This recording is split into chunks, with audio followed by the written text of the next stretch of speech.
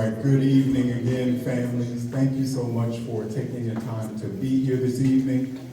Again, it's 7 o'clock, so we're going to go ahead and be respectful of people's time and go ahead and get started.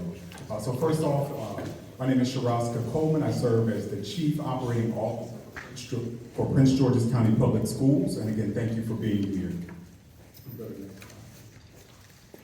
So we've assembled a team here this evening for tonight's in-person town hall out of respect for community requests.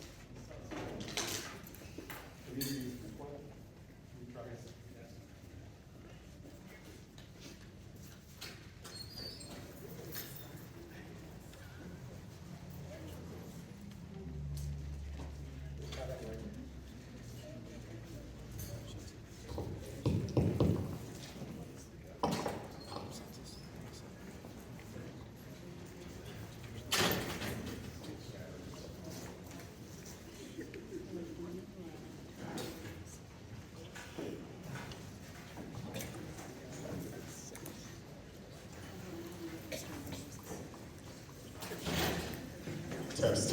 Okay, great. Out of the community's request to have an in-person town hall, so we wanted to make sure that we honored that. We have a team here with us today, so we can make certain that we do the work to repair and restore the relationship between the administration and the Dora Kennedy community and make concerted efforts to collaboratively move forward. So again, as I said, my name is Coleman. I serve as the Chief Operating Officer for Prince George's County Public Schools. To my right is Mr. Jason Washington, Associate Superintendent of Supporting Services. To my left, we have the Director of the Office of Alternative Infrastructure Planning and Development, Mr. Sean Matlock. We also have in attendance a number of staff members with the school district. First, our Director of Transportation, if you could just kind of stand or wave when we call your name. Mr. Kiva Baldwin, Director. Our Director of the Department of Building Services, Mr. Stefanelli. Oh, he just ran out for a moment, so he'll come back in a moment. Mr. Don Howerton, Facilities Coordinator with Building Services. Mr. Alex Baylor, Environmental Specialist Supervisor with Building Services. On the school support and school leadership side, we have Dr. Amelia Coleman, Associate Superintendent for Area 2. We have Dr. Kay Fawcett, Instructional Director for Cluster 8. For academics, the specialty programs and the arts, we have Dazan Mazzano-Lee, Director.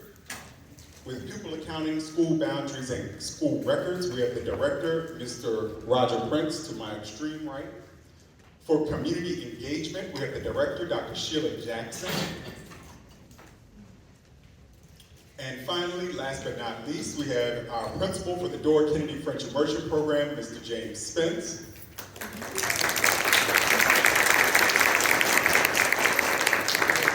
And our principal for Robert Goddard Montessori School, Ms. Beatrice Womack.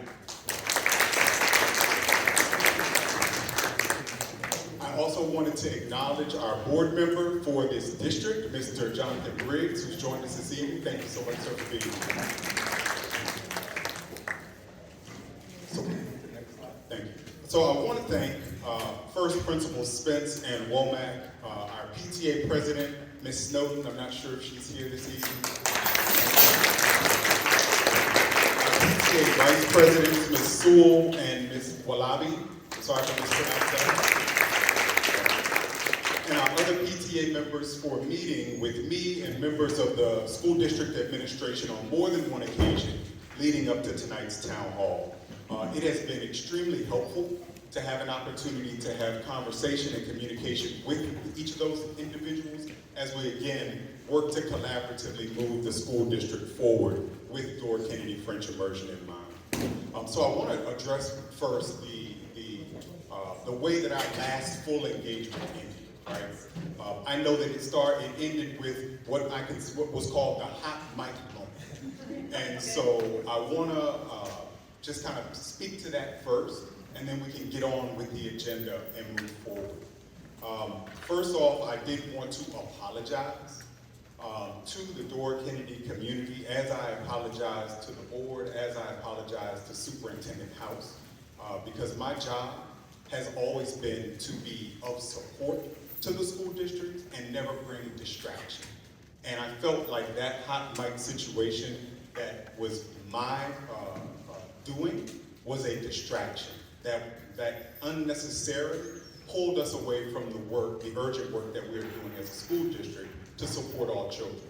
And so for that, I want to sincerely apologize. And I'm grateful that we've had an opportunity over these past 4 weeks to really work to get us back on track around the work. Because that's why we're here, to serve and support children. So I just wanted to first start and say that. And I know I wanted to turn it to Mr. Matlock because he also wanted to speak to this as well. Hi, everybody. Can you all hear me back? Yes. All right. First off, I want to apologize for saying two things on the hot mic moment. One, everybody who knows me and on our staff knows I can be kind of flip and use a little bit of hyperbole, but my intention was never to offend anybody. If I were making those statements in public to a group of people, I would not use those terms.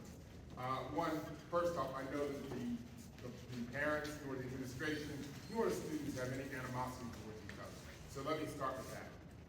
What I would have said earlier is that the cultures in the past were incompatible with education, and that was one of the reasons why we didn't consider it. Because of the issues with size and a lot of the other things, it made it difficult for two schools to be there at the same time. The other thing is, you are a school. I didn't mean to imply that you were not a school.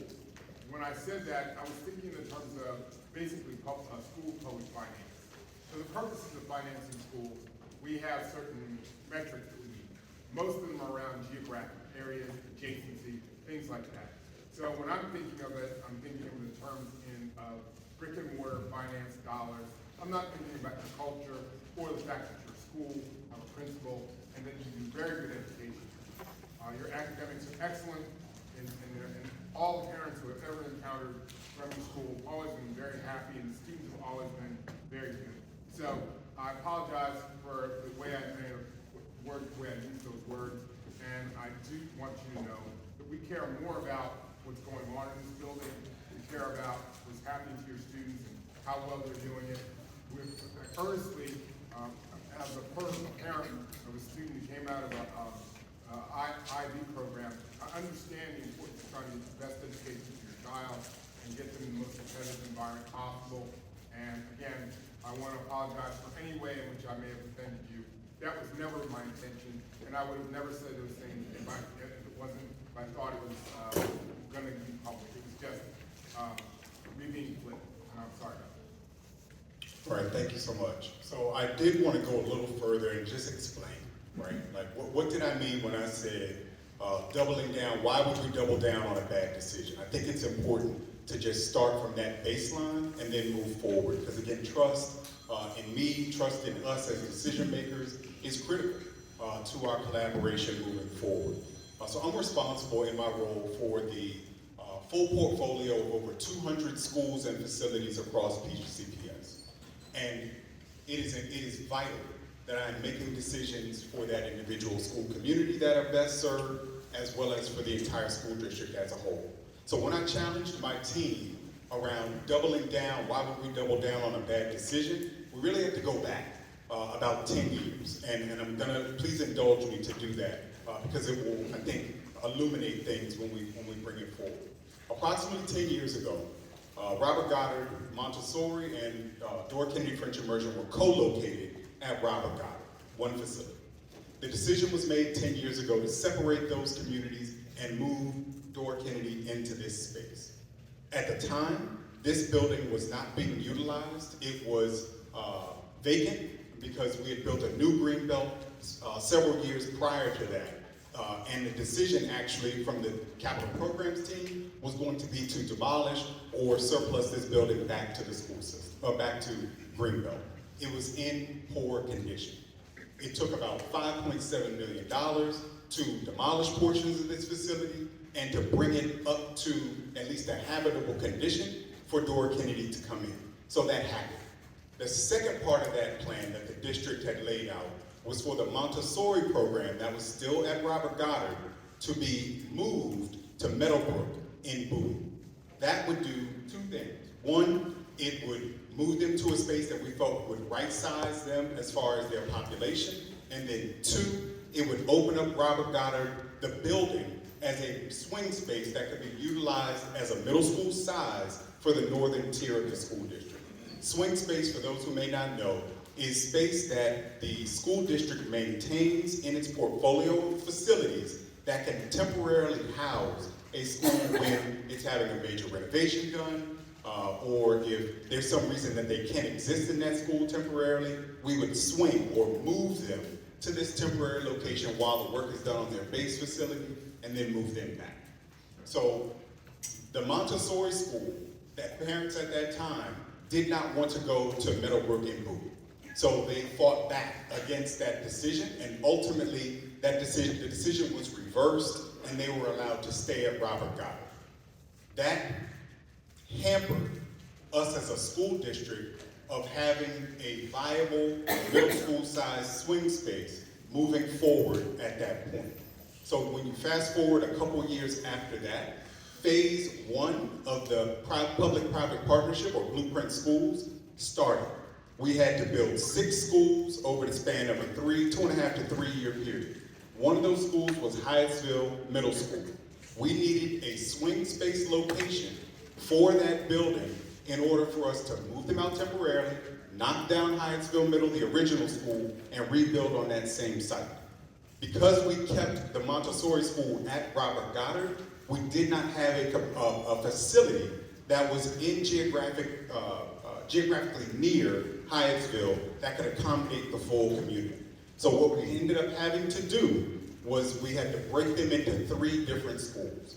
The 6th grade had to move to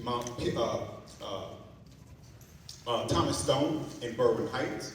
The 7th grade had to go to Meadowbrook and Bowie, and the 8th grade was able to come to Robert Goddard. I don't have to tell you that that was not a good outcome for the families, for the staff, nor for us in operations to try to locate a building or one school in 3 different locations. So that culminating kind of outcome was the first bad decision that I was referencing to my team, and they knew that. So fast forward 10 years later, we're faced with the need to move Dora Kennedy out of Old Greenbelt. Again, this building has been beyond its useful life for more than a decade. We had an opportunity to move you all to Kenmoor. That was the first area that was offered because it was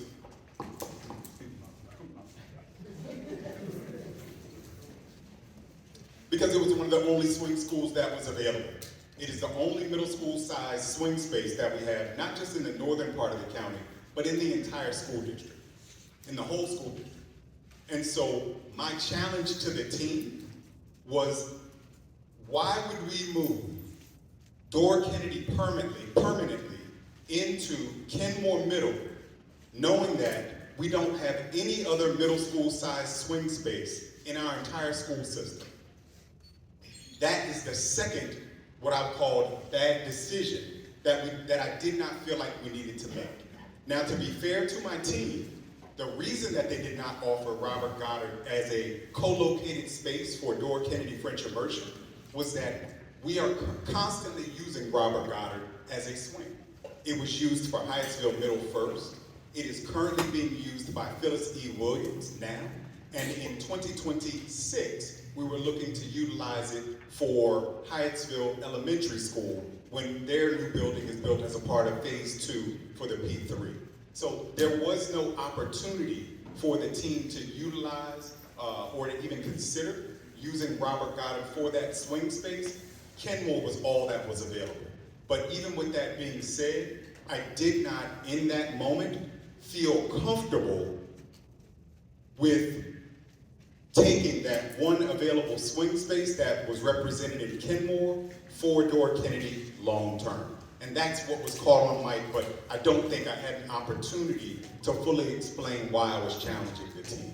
So I thank you all for hearing me out. We'll get into the presentation where I think we'll be able to illuminate this much more. I would be remiss though if I didn't say this.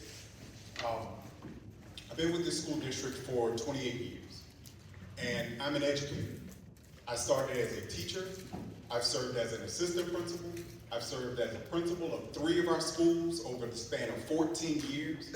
I've served as a principal supervisor of half of our high schools and pre-K to 12. I've also supervised 2 K-8s in our school district before moving over to operations. And so any decisions that I make are made in the best interest of students' ability to learn. I also live in this county, and my children, one of them, graduated, both attended, but one graduated from this county. And so I have a vested interest in our school district thriving, in your children thriving. And I will push back to anyone who thinks that I would make a decision out of convenience, out of expedience, out of doing anything other than what is in the best interest of children.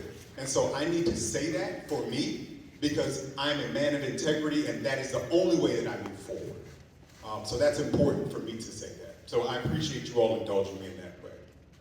Okay, so let's move forward with the agenda. Again, we've got through the introductions. I'm gonna turn it over in a moment to the Director of Parent and Community Engagement, Dr. Sheila Jackson, to go over our norms. We'll talk about why we're moving. We'll talk about swing space locations, project timeline. Certainly we will have principal input, and then we will open the floor for our school community to have question and answer. So at this time, I'm going to turn it over to Dr. Jackson.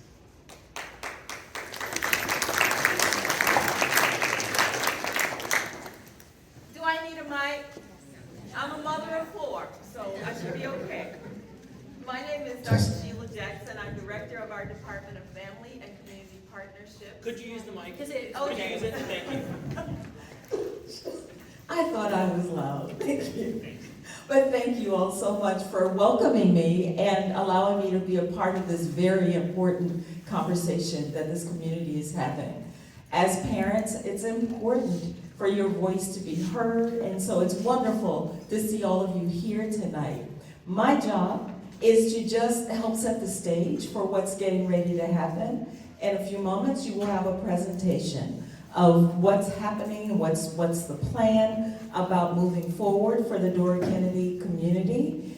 Then the mic will open, and we just have a few ground rules for coming to the mic to ask questions. Of course, the first thing we always ask when we're coming together is for all of us to practice mutual respect, to be thoughtful that this is an adult conversation, but there are students present as well. So we want to make sure that we're speaking in ways that our children can benefit from being a part of as well.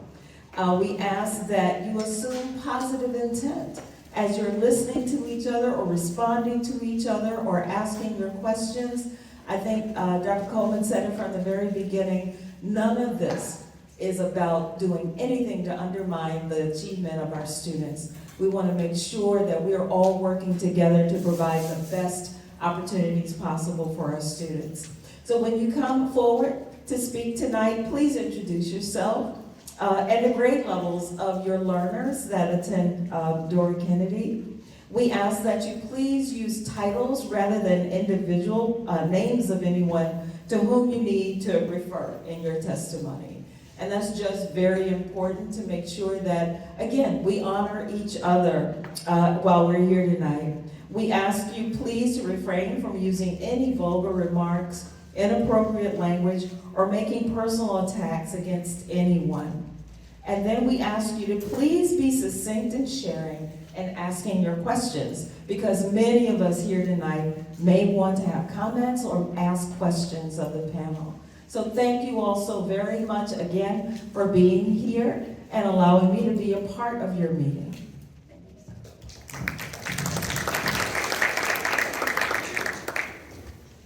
Thank you so much, Dr. Jackson. So I do want to make sure, I'm going to turn it over to Director Matlock at this time. Thank you. We are going to have to move Dora Kennedy. Okay, I want to make sure that I'm clear in conveying that message. And Mr. Matlock is going to talk about the why behind that, and then we're going to talk through our options that we've been working hard to pursue beyond the one option that you provided at that time, which was Kenmoor Middle School. So at this time, I'm going to turn it over to Mr. Matlock. Good evening again, everybody. So first off, I guess the first thing to talk about is the current old Greenbelt Middle School. It's beyond its useful. It was beyond its useful life before I got here. And when we say that, I mean there are aspects of the building that are just too expensive to repair. You would have to do, there's a lot of things we have to put a lot of money into the building to make it continue to work as well as we'd like it to. It's expensive to repair and maintain now, and it's going to continue to be that. One of the things that we're trying to do with our portfolio is to move our schools and to right size our portfolio so that we have students in schools that are easy to maintain. We're really running short on dollars for maintenance and budgets and things like that. So we're trying to best manage the resources that we have, and part of that is to try and get rid of as many of the older buildings as we can, move our populations to newer buildings, consolidate our populations, and that's kind of what we've been doing. That's generally what you're seeing in our P3 effort. It's what you're seeing. We're building bigger schools, more modern schools, and we're consolidating more schools. And that's generally what we're trying to do. Now, in addition to that, we have right now a certain amount of capital funding that's been laid out for the next 6 years, and you know the county's budget challenges, and those challenges trickle down to us. So we're trying to deal with that as well. So what we do have laid out is pretty sparse. We're sort of tearing it down, and we're trying to meet those goals for the modernizations of the school system as a whole portfolio. And part of that is doing our P3s. So this facility, we're expecting to use it as a swing after you leave it for 2 years. Basically, at the end of those 2 years, once Spring Hill Lake schools will rebuild, at that point, we would either surplus the school back to the Greenbelt, or we would, if we were to keep it, if they want us to keep it, we would demolish it and put it in the portfolio for use as a new school at some future time, probably not for the next 30 or 40 years, to be honest. So part of this plan would be to offer, we talked about Kenmoor, but we've re-examined the opportunities on whether or not we could go back to Goddard. Goddard is now a more modern school and a bigger school, and so we may be able to do some things there that we couldn't do before. And I know we've had our principal walk both Kenmoor and Robert Goddard, collaborating with the principal from Robert Goddard. And so there may be some things we can do to make things work a little better. And so part of this is due to the dearth of swing space, right? So if you look at right now what the swing space we have in Dora, we have Greenbelt Middle School, right? That is the original school, which is where you are right now. So technically, this is sort of a swing space, unfortunately, because it was never intended to be occupied for a long time. We have Robert Goddard Middle School.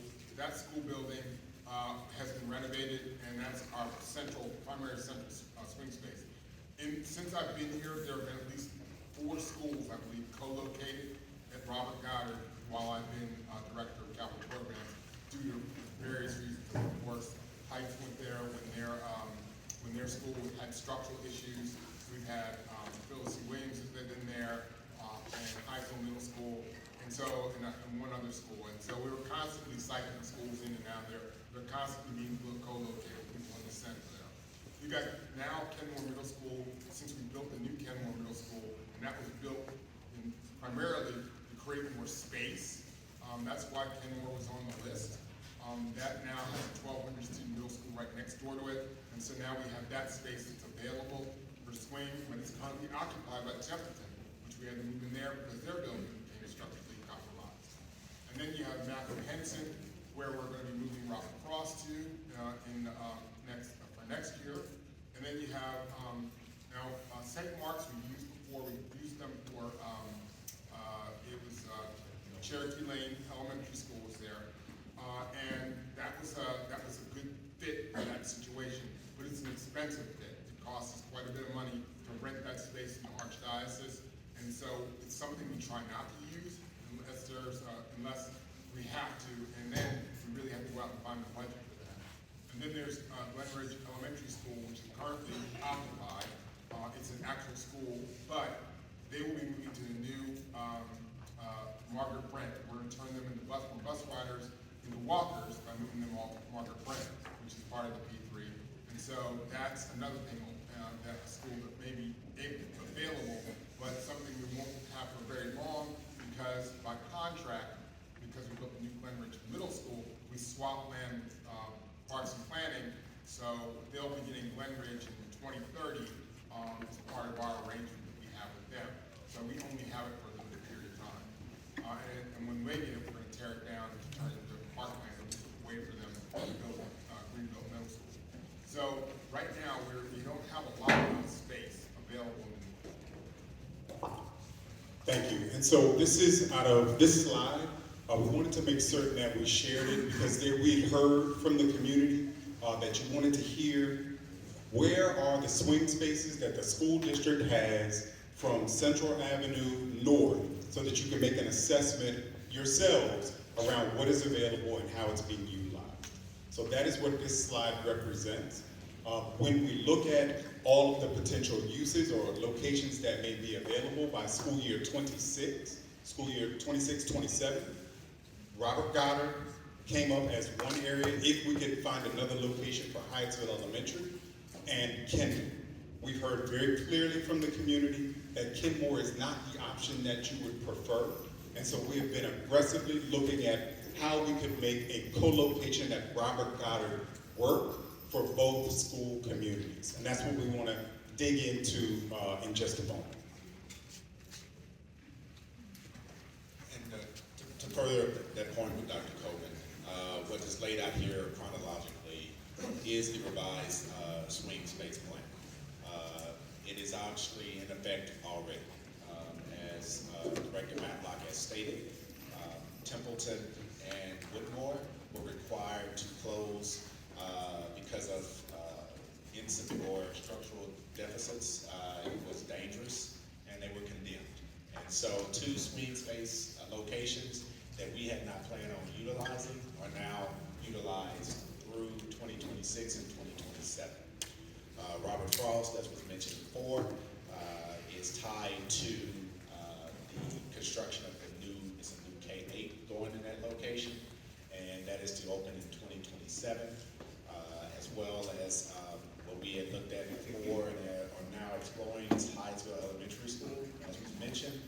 They were going to Robert Goddard, and we re-engaged the Archdiocese around the opportunity of Hyattsville going to St. Mark's. As was mentioned earlier, that has required some readjustment, looking at budgets, because it's not property owned by PGCPS. And so that, as you can imagine, has another school community concerned that they are going to be displaced. And that is why we were very, very thoughtful around how we approach this and looking at the options. However, we believe strongly, and based upon our conversation with the Archdiocese, that is a better fit for Hyattsville Elementary School, and we are working diligently to lock it down and identify budget for that to happen. They would move a year next summer, 2025, into that space, and will be able to stay there until their new school is open, which opens up as a possibility for Dora Kennedy, Robert Goddard, which, as Dr. Coleman has said before, was not available when we talked to you a month ago. And so that, in a nutshell, really has been where our focus has been, is what other options existed, both free and accessible to us. And accessible meaning if there's a lease, what we can do to really think thoughtfully around making good decisions, really with the idea that, 2 years ago, we had 4 open swing space facilities, and in a year, we lost 2 of them in 2 months. And so that's how quick things can change for the district. And to kind of put a finer point on that, we have started another round of structural assessments of all school buildings. So there's a strong possibility that we may be in the same position next year, and we do not have any available space. And so That is really the drive of keeping a space centrally located, like Kenmoor, and as Dr. Coleman stressed, as something that he kept pushing us to really think thoughtfully about for the standpoint of what happens if that happens, and what will happen. Finally, Spring Hill Lake, the big really focus there is if we were to move Spring Hill Lake, we thought about moving Spring Hill Lake to Kenmoor or Goddard as well. That's 18 new buses that we do not currently utilize, that we would have to mobilize to move that campus every day. And I'm sure Director Baldwin loves when we call and tell him that we need him to mobilize more buses. But we also felt that that was really an impact, a negative impact on the transportation department. Additionally, as we are moving to utilize the climate change action plan, counter to what the board has required us to start focusing on is being a sustainable partner in the community. And adding 18 new buses and new routes was counter to that mandate from the board. And so right now, that is our plan, is draft. We look forward to hearing your thoughts. But at this point, those are really the two options that we have, is Kenmoor and Robert Goddard. You've heard what we've said about Kenmoor before. We're going to focus now on diving in a little bit more on Robert Goddard. So, Robert Goddard, which you know is located in Good Luck. The school was there 10 years ago. Some of you may have had children there, been there, some of you may not have. But it's, at the time, it was it's not the building you remember. So we put almost $30 million into that building to bring it up to where it is now. It's got a brand new HVAC system. It's got new envelope windows and doors and that sort of thing. We've upgraded the task lighting in all the rooms. We've upgraded all the Wi-Fi and all that sort of thing in the building so it functions better from a modern educational space. We've basically done a full facelift on the building. And in addition to that, it's got a new sprinkler system. We had to redo the entire water main to get that where it needed to be. And we've also expanded the space so that there's a little bit more space there. If we do this, there'll be about roughly about 18 more classrooms attached to the building with an elevator for ADA access to the second floor of that additional building so that we can accommodate a much larger school. We expanded it so that we could bring more Hyattsville in, and that was the reason why we did that. And so now we're just going to expand it a little further in a way that would accommodate you all should you end up going there. It's a little bit more airy. It's generally a better school building than it was when you left. And now there's a lot more experience with co-location there. There's a separate administration location for your administration. And so it functions better as two schools in one building than before. And so that's why we feel fairly confident after the principals got a chance to talk about how that might work, that this could be a location that would work. And my understanding is that there may also be some academic equities that you would benefit from being in that co-locating in that building. So looking at timeline, again, where we are now, it's March of 2024. We were always talking about a move that was going to occur in the fall of 2026, so that has not changed. Everything that we talked about a month ago, everything that we're talking about this evening, doesn't take effect fully until fall of 2026. So we would need the time now, between now and fall of, or summer of 2026 to make preparations. As Mr. Matlock pointed out, there's a new 10 classroom modular that was put on the campus of Robert Goddard a year ago.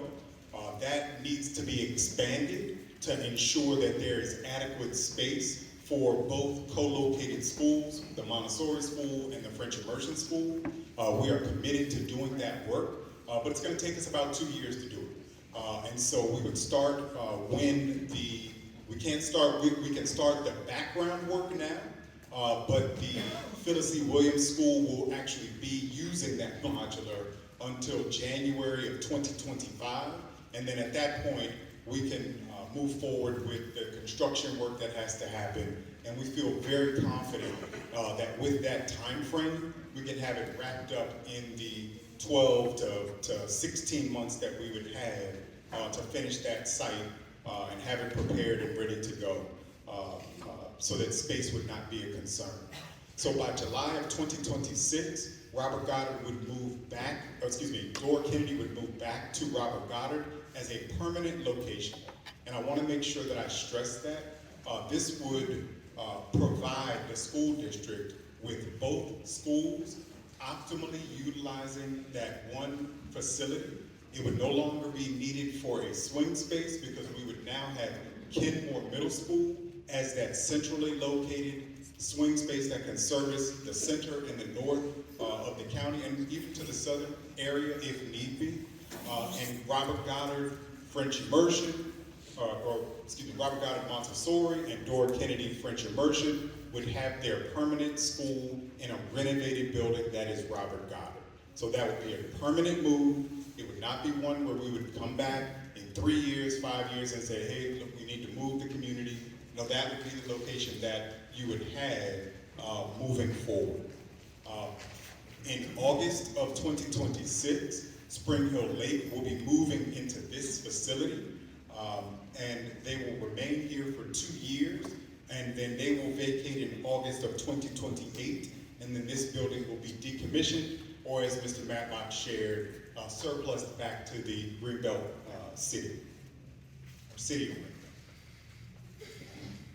Okay, so at this point, I think it's really important that we transition and speak to and hear from our principals.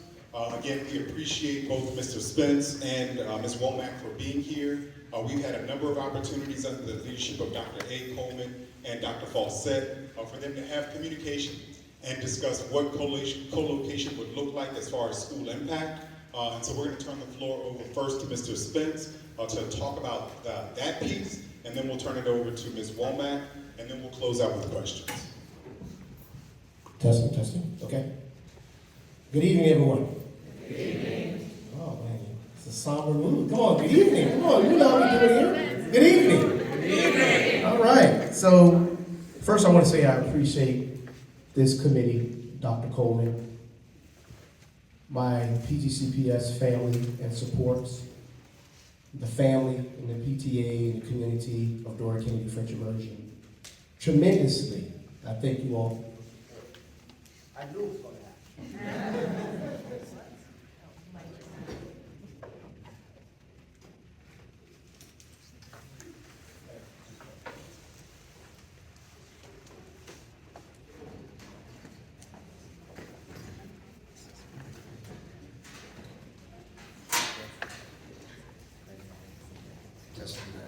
Okay, so a few words. And I start off by thanking our community and our staff and our stakeholders all the way around. I want to say that in every question of concern, every perspective that was shared to me, and every word of motivation around this topic here, all of them were extremely valuable to myself and to our staff. And I see some of the staff in the back. Thank you all for being here. Let's give them a round of applause.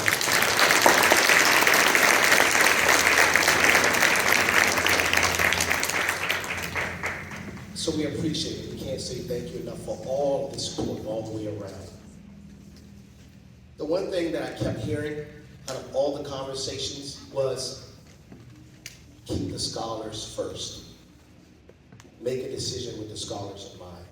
And I appreciate that. Hearing it from the families, but also hearing it from Dr. Coleman and his team. So, and with that, I was asked to share our vision. So the moment I got here 4 years ago, I talked about the major things we were going to do in the Greenbelt area. And one thing that I wanted to do was make sure that we continue our rich educational experience. We want to continuously grow, and we have a lot more work to do. You all hear me say it in the coffee and chats. You hear me say it when I'm speaking to you all. We do well, but we're not done yet. So I'm extremely excited that there's an opportunity to still do work in this area. Right down the road, we have an educator getting an award from the Greenbelt Council.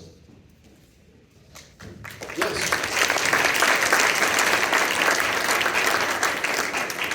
We have visions of continuing our STEM goals with our partners from NASA. We have parents here that work at College Park, University of Maryland. Go Terps. So we got a lot of work to do, and I'm appreciative of what this community has done for me, for our staff, and for this school. So I want to give a shout out to Principal Womack, Principal Womack and Robert Goddard. We compete, you all. I just want to let you know that. Like, when that data come out, we looking at each other like, what you get, what you get? But it's all in great fun, because we challenge each other. And so there is an opportunity for a continuous partnership. And I'm appreciative of you opening your doors, allowing me to come and see the great work that you're doing and see what the potentials could be. Dr. Fawcett, thank you for checking in on brother. I appreciate you.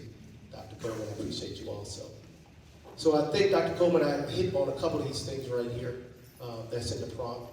The staffing, I couldn't do it, we couldn't do it without you all. So I'm glad, and I hope your voice is being echoed through me continuously. Thank you for keeping your head grounded and doing the work and doing what's important for our students. And I think the PTA has been a very great partner in helping us get to this point. So thank you. Dr. Coleman, I'll keep talking if you don't take this microphone away from me, brother. So, the Principal Womack, please come help me out.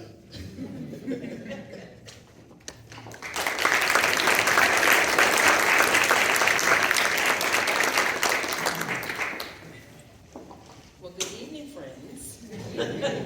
And some of you I know, some of the staff who was there 10 years ago. I've been there for 16 years at Robert Goddard now. So some of those years as an assistant principal, some of those years as the principal. So Dora Kennedy is home. We coexisted and we had a marriage, and then we got divorced. And even with the divorce, we still kept in contact with each other. And as Principal Spence said, we are very competitive with each other, so we're always looking. What happened? What did you do? What did they get? You know. But it's good though, because we push each other to be better. So I know you're interested in how would this work? Because many of you were not there 10 years ago. You never had to share a space. Many of you have never shared a space with another school, right? This is your school, this is your home. What does it look like when you coexist with another school? So, first I want to say that you are still a school. You still Dora Kennedy. Sharing the building with Robert Goddard Montessori. So right now, and even before, there are designated spaces in the building for the two schools. Basically, one school has the side of the building, one school has the other side, and then we share the common spaces, right? Cafeteria, gym. We share, when we have new programs, we have to share schedules. So a big part of coexisting with another school is scheduling. That's huge, because you have to be strategic, because you have your signature program that's very important to you, and we have our signature program that's very important to us, and we have different aspects of our program that are just different, right? So Principal Spence and I would have to work very closely together to schedule events, right? Back to school night, right? Open house, when you have your language programs, we have our Montessori programs, band orchestra programs, winter concerts, multicultural night, and it goes on and on and on. So the key thing there is to have a tight schedule And I would say that I am a very organized person, for those of you who don't know me, so I am a scheduler. So right away, the first thing we're gonna do, we would sit down and let's talk about the schedule, right? And then also, when the schools were together before, we shared the band and orchestra teachers at that time. So one teacher who did band taught French Immersion and Robert Goddard, orchestra, same thing. So that was one way we coexisted with music. And also for our sports, we shared that as well. So both students from both schools were on all the teams for sports. And that worked out well, right? For sure. So we can talk about that as well. Another aspect of sharing space and coexisting is arrival and dismissal, right? Right? In the spirit of transparency.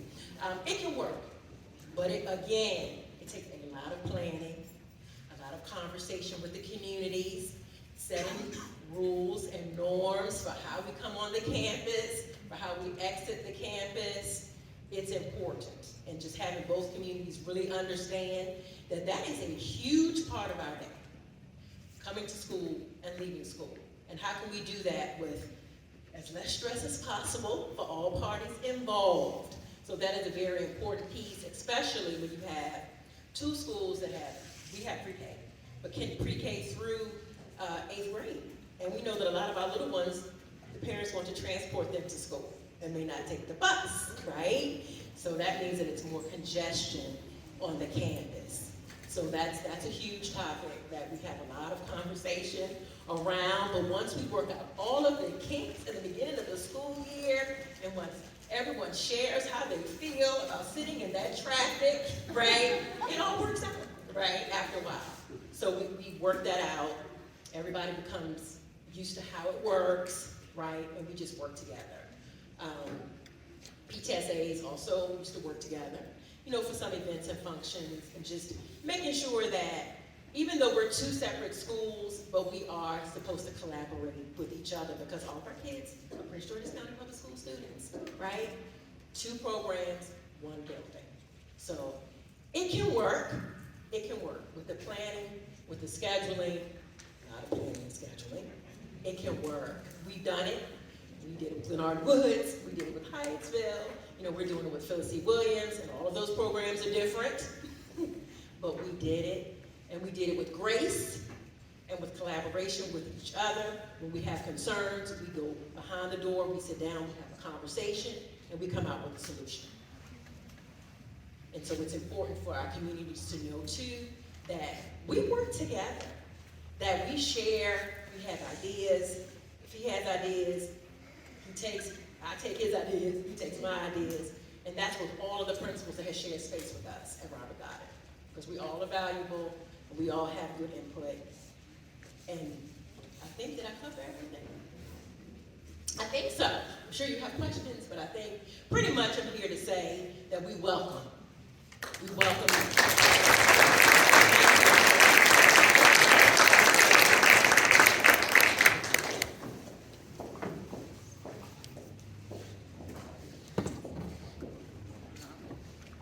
Okay, great. So for the next slide, we want to say thank you for sitting and bearing with us for that first 40 minutes. But now we want to open it up for questions and comments from the community.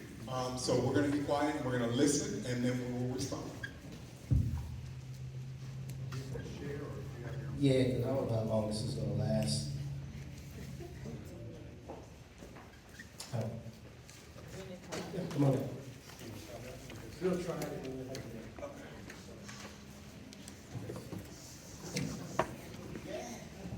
Hi. To begin, my name is Becky Fleeson. I live in Cheverly, so a little bit south here at Greenbelt. I have 4 children, so I have a 4th grader, a 1st grader, an incoming kindergartner, and then in 2026 I will have another incoming kindergartner.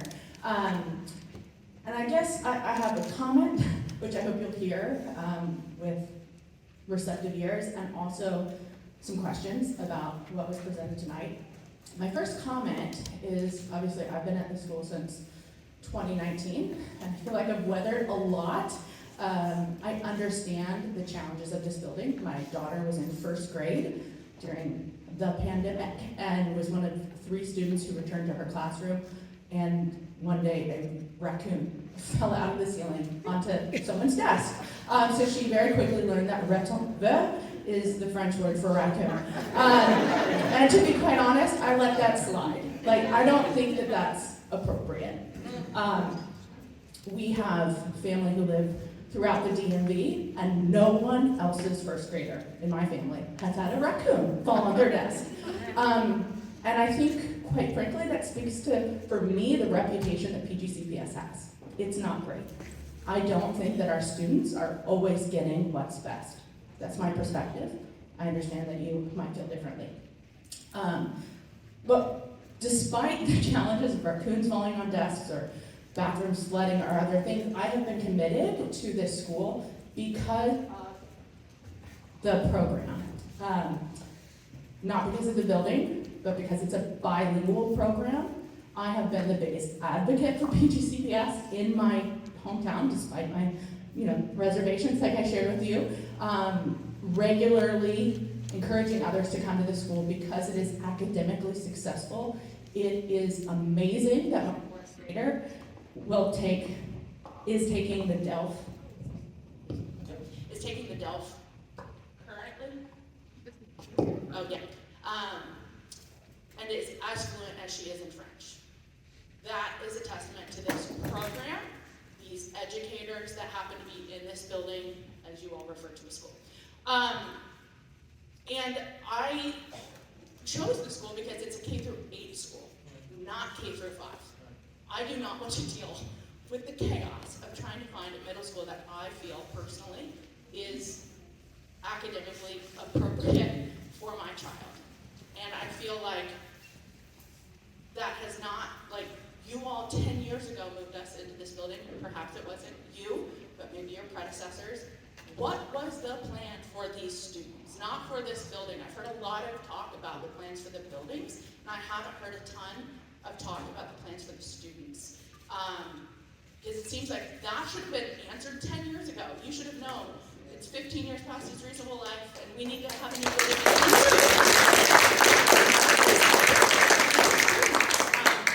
So I hope you hear that I have genuine commitment to this program. I've got 4 kids. I want them all to graduate 8th grade year. I want them all to be bilingual in French. My husband speaks multiple languages, and it was our #1 priority. But I'm concerned that you don't have the same commitment to the students and to the program. Take it for what you will. And I appreciate the complexity of your jobs, and I thank you for taking it on. My questions, based on tonight, is it seems that 1 month ago it was only Kenmoor, and then tonight it's only Robert Goddard. We seem to have pivoted really quickly and really firmly, and I appreciated seeing all of those swing schools. But when I looked at Robert Goddard, I drove over there. When you say the building has been expanded, do you mean the temporary modular spaces? Question mark. That's one question. When you say you're going to continue to expand, do you mean temporary modular expansion? Like what? And that's a question that I'd love to hear the answer for. Is Dora Kennedy going to continue to be K-8 the whole time? Are we going to continue to have 4 kindergarten classrooms? Because I know previously when we shared space at Robert Goddard, my understanding, again this is before my time, so correct me, was that there was a space constraint. If my students are only going to be in modular buildings on a different campus, and that's the end of your solution for my students, I feel like that's subpar. If Robert Goddard School is being expanded to be equivalent, quite frankly, to what you're doing for Silver Lake and Hyattsville Elementary, and what you will need to do in the South in Cheverly when the expansion at PG County Hospital space happens, and you've got overflow at Gladstone and Spellman, and they get a new building, great. But so far, it feels like our program, our students, are not being considered equivalently with the students who go to regular or neighborhood schools. Like, I want a new school for my students, and I understand that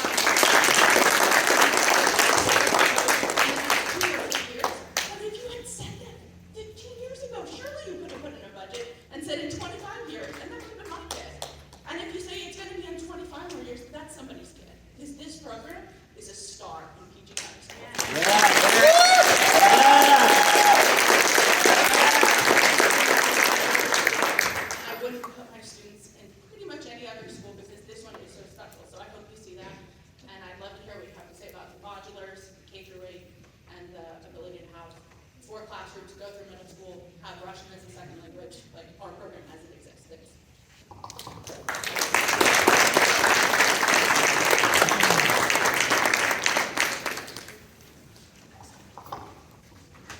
thank you so much for those comments, and we'll try to address each of those questions in turn.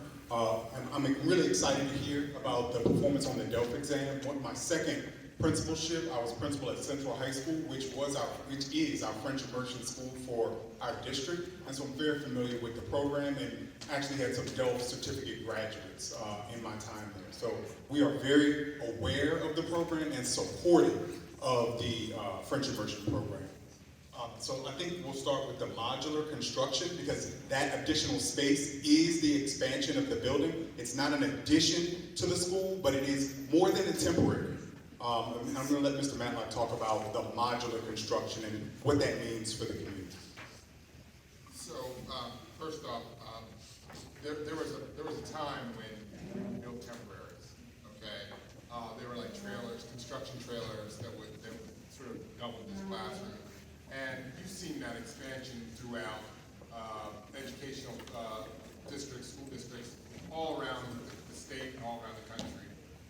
And there was a shift with the 2015 building code, and they start really letting us do that. We don't really do that anymore. So what we have now is one of the schools we just built, which is Cherokee Lane Elementary School, is roughly about 60% off-site construction. It's a method that we use for tight spaces. It's a method we use for our schools. You can walk through Cherokee Lane Elementary School right now, and I can defy you to determine where modular construction starts and when stick construction starts or ends. It's a very good building. Matter of fact, when I took the director of DGS through the building before it was constructed, or while it was being constructed, he was very impressed at the level of construction in that building. We also are planning to do another elementary school expansion using that same methodology. And we're actually expanding 2 other middle schools using that same modular off-site construction methodology. It's a very good building. It will have an elevator in it. It will have a sprinkler system in it. It will have a good HVAC system in it. It will be wired to the main systems that you have in the main building. It will be a very good building. And I say that having spent about 6 months this year working out of building a 10-classroom modular building that my team is working out of, and it was a very comfortable space. It was very open. It was a very good building. And I think of buildings in terms of task lighting. I think of them in terms of sunlight. I think of them in terms of good air quality and good acoustics. And those buildings will have all those things that you need for your students. And that's the method that we're using in most cases to expand nowadays. Only difference between some of the other ones that we built and this one is that it won't be attached to the building. And some of the ones, like one of the ones we put in, we even put science classrooms in modular construction. So we're not building temporaries when we're building these buildings. We're building modular buildings that are, they have steel structures. They're not the old construction trailers. What's the lifespan then? And in addition to that, and then we'll get to your question, in addition to that, it includes restrooms, it has security access. So it is detached from the main building, but it's directly adjacent. And once the student is inside that part of the building, then they are secured. And you have to be buzzed in and out in order to do that. Oh, lifestyle. Yeah, they have a standard. We can't use buildings now that don't have at least a 20-year useful life. And the modular buildings that we're building now have a standard 50-year useful life. I think I also heard a question around the K-8 component and really wanting to, some have purposely chosen the K-8 as the model to move through those hectic middle school years, or what can be hectic middle school years. And quite frankly, that's one of the reasons why we felt that the Robert Goddard co-location would be an attractive option, because both schools offer the K-8 model, and so it provides that level of continuity from one school to the next, as opposed to what we have now, where we have a K-8 that is permanently at the school in the Montessori program, and then we have them kind of having that temporary marriage with whatever the configuration that comes in. Phyllis E. Williams is an elementary. Glen Arden Woods is what it is. Hyattsville Middle was a middle school. So rather than have that variability, we feel that it's a much better fit if we have 2 K-8s that have the space available at that one facility to successfully coexist. And the space issue, I know that also came up, and we talked about that at the last meeting with the PTA. That is why our commitment is to build the expanded modular, because it will provide us, the Pupil Accounting and School Boundaries Office did an assessment of the number of students that were at the co-located schools 10 years ago versus where they are now. And there's a difference between 10 years ago and now of 30 more students between both campuses, between both schools. But we know that there's also more teachers. And so given that there are more teachers, even though the number of students is pretty equal, we are going to make certain that there's enough space for both programs by expanding that modular from the current 10 classroom configuration to 18 classrooms, so that would adequately, more than adequately, provide the space that's needed for both schools to coexist.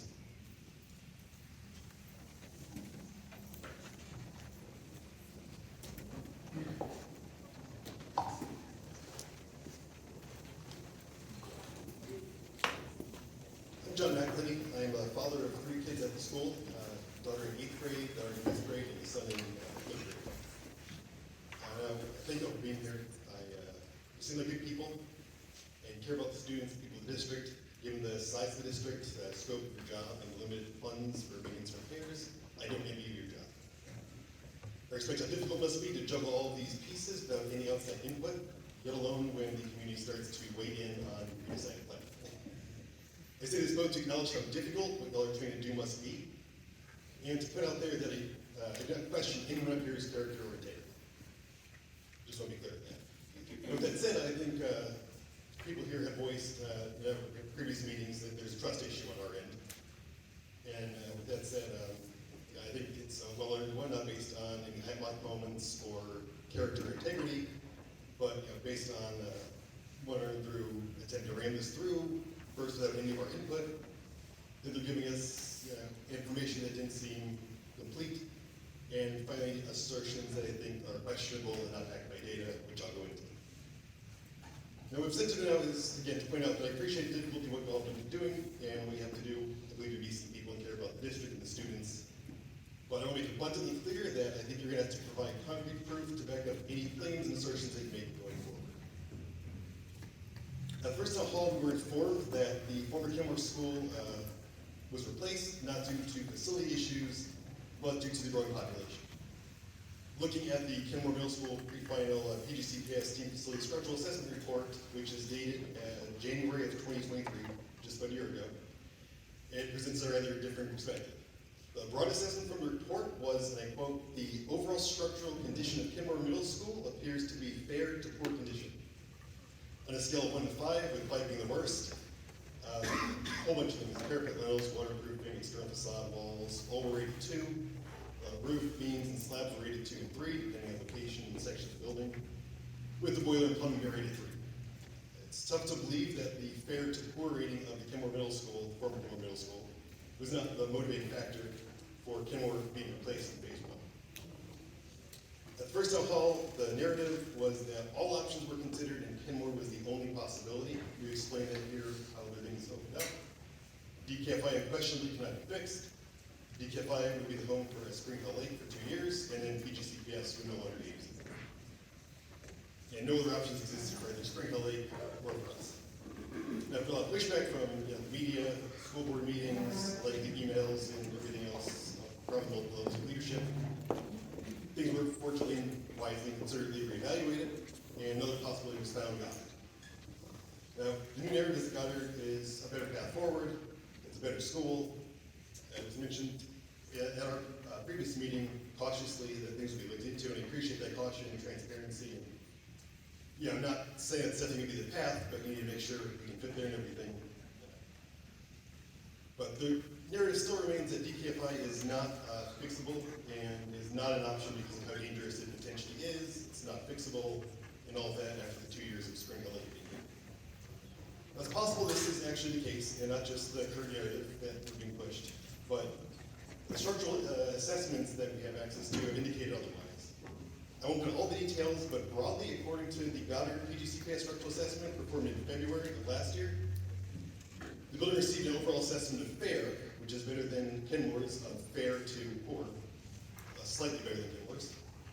Looking toward Kennedy's report, assessed within the same couple months, December of 2022, it received a satisfactory rating, which is higher than poor and fair to poor and fair.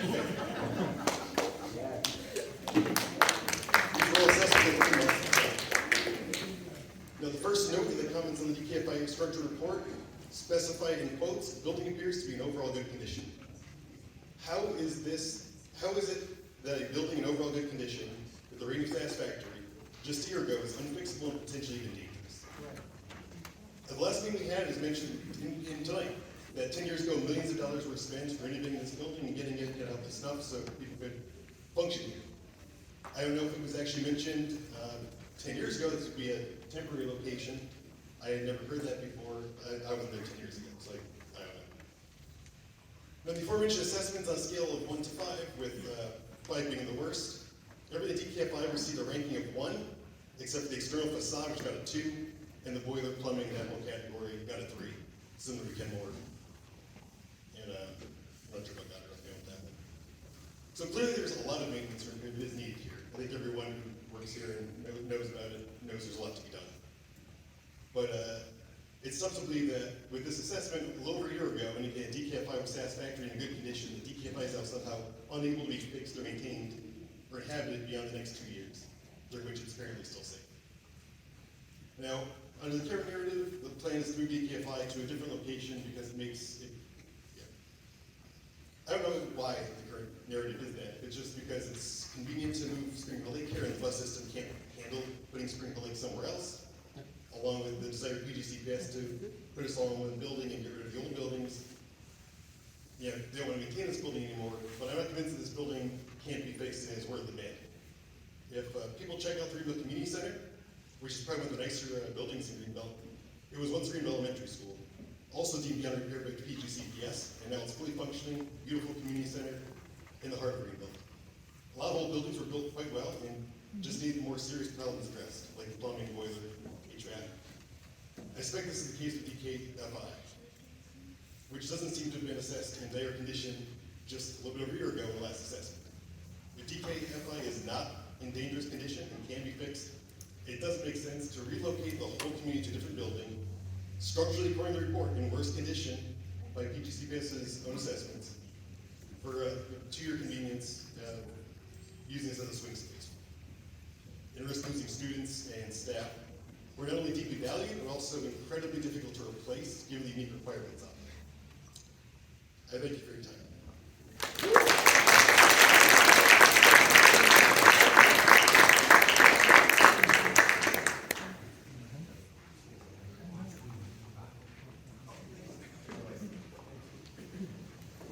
Thank you so much for those comments. I think first we'll take a moment and talk through the assessment results. Actually, prior to that, why don't we just talk a little bit about the condition here at the building, and then after that we'll talk about the assessment results that were referenced, and there are other assessments that are done that also provide a window into the conditions of our schools.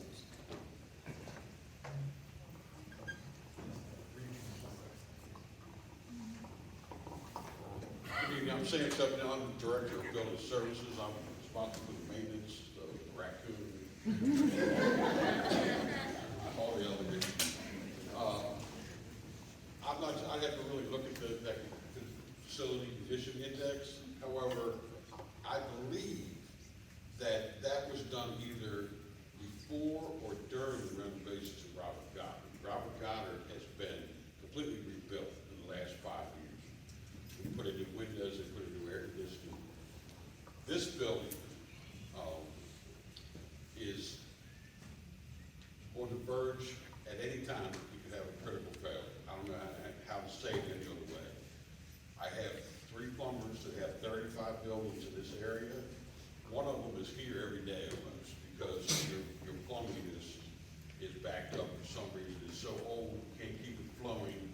The 2 bathrooms in the main hallway have been closed all year because we can't get the flow through the plumbing pipes. Your electrical system is original, 60 years old. My fear is that I'm going to get to a point where I have a critical failure here I cannot fix. And my guys are pretty good at coming in here over the weekend and putting stuff together and getting you back to school. You don't even know we had an issue. But there'll be a point where I'm not going to be able to do that, and we're going to have to close the school. Right now, Dr. Coleman's got no place to put you. The best thing we could do is maybe you'd have to work virtually for a couple of weeks. It would totally disrupt your educational process. This whole process that we're talking about right now, you can blame me for, because every fall, when we look at having school space and we meet, I'm always talking about find a place for Dora Kennedy, find a place for Dora Kennedy, because this building is going to fail. It's in great shape. Your kids are wonderful. I don't have the issues in this building that I have in other buildings with your kids disrespecting the building. I don't. But I do have a lot of problems here caused by the age of the facility. The plumbing here is 8 years old. I've had issues where the plumbing pipe just collapsed underneath this building. We had to come and replace 100 feet of your main water line 2 years ago.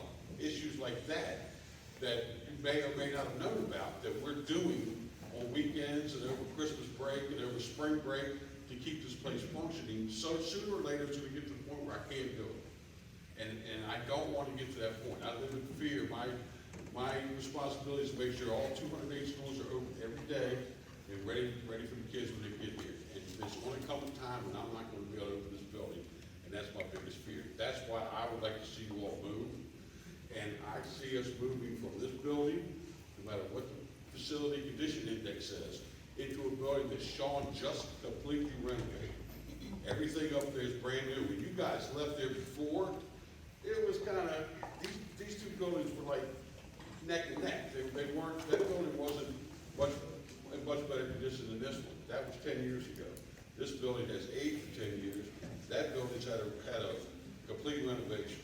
We've also added a parking lot, I believe. So that's why this conversation started.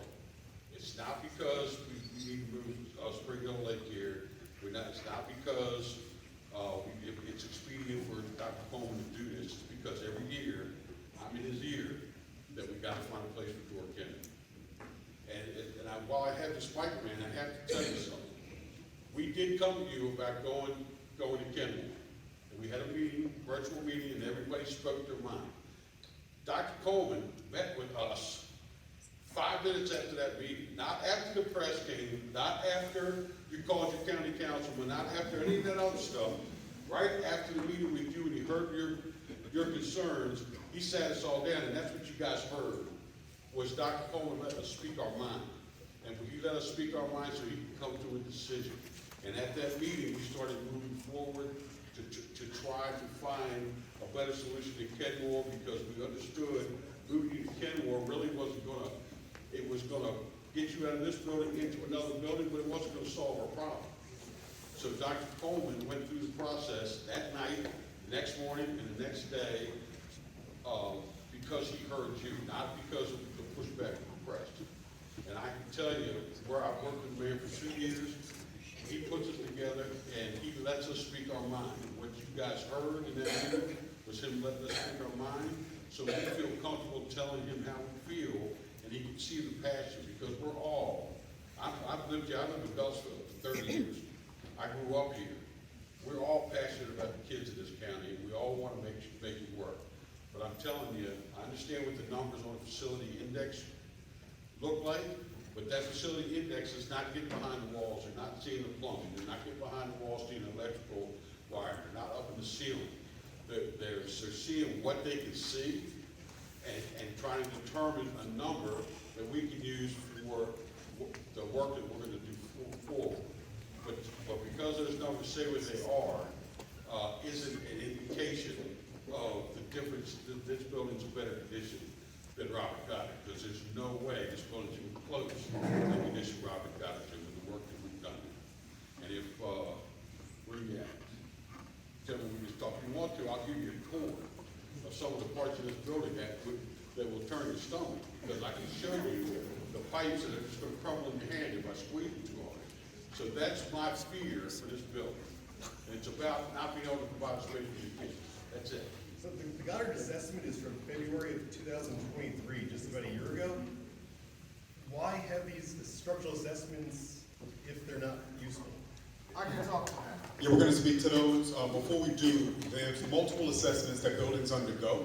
And so when we talk about the original assessment of this facility, Old Greenbelt, as well as the Kenmoor Middle School facility, in addition to the structural assessment, we also use the facility index that is done through the state of Maryland.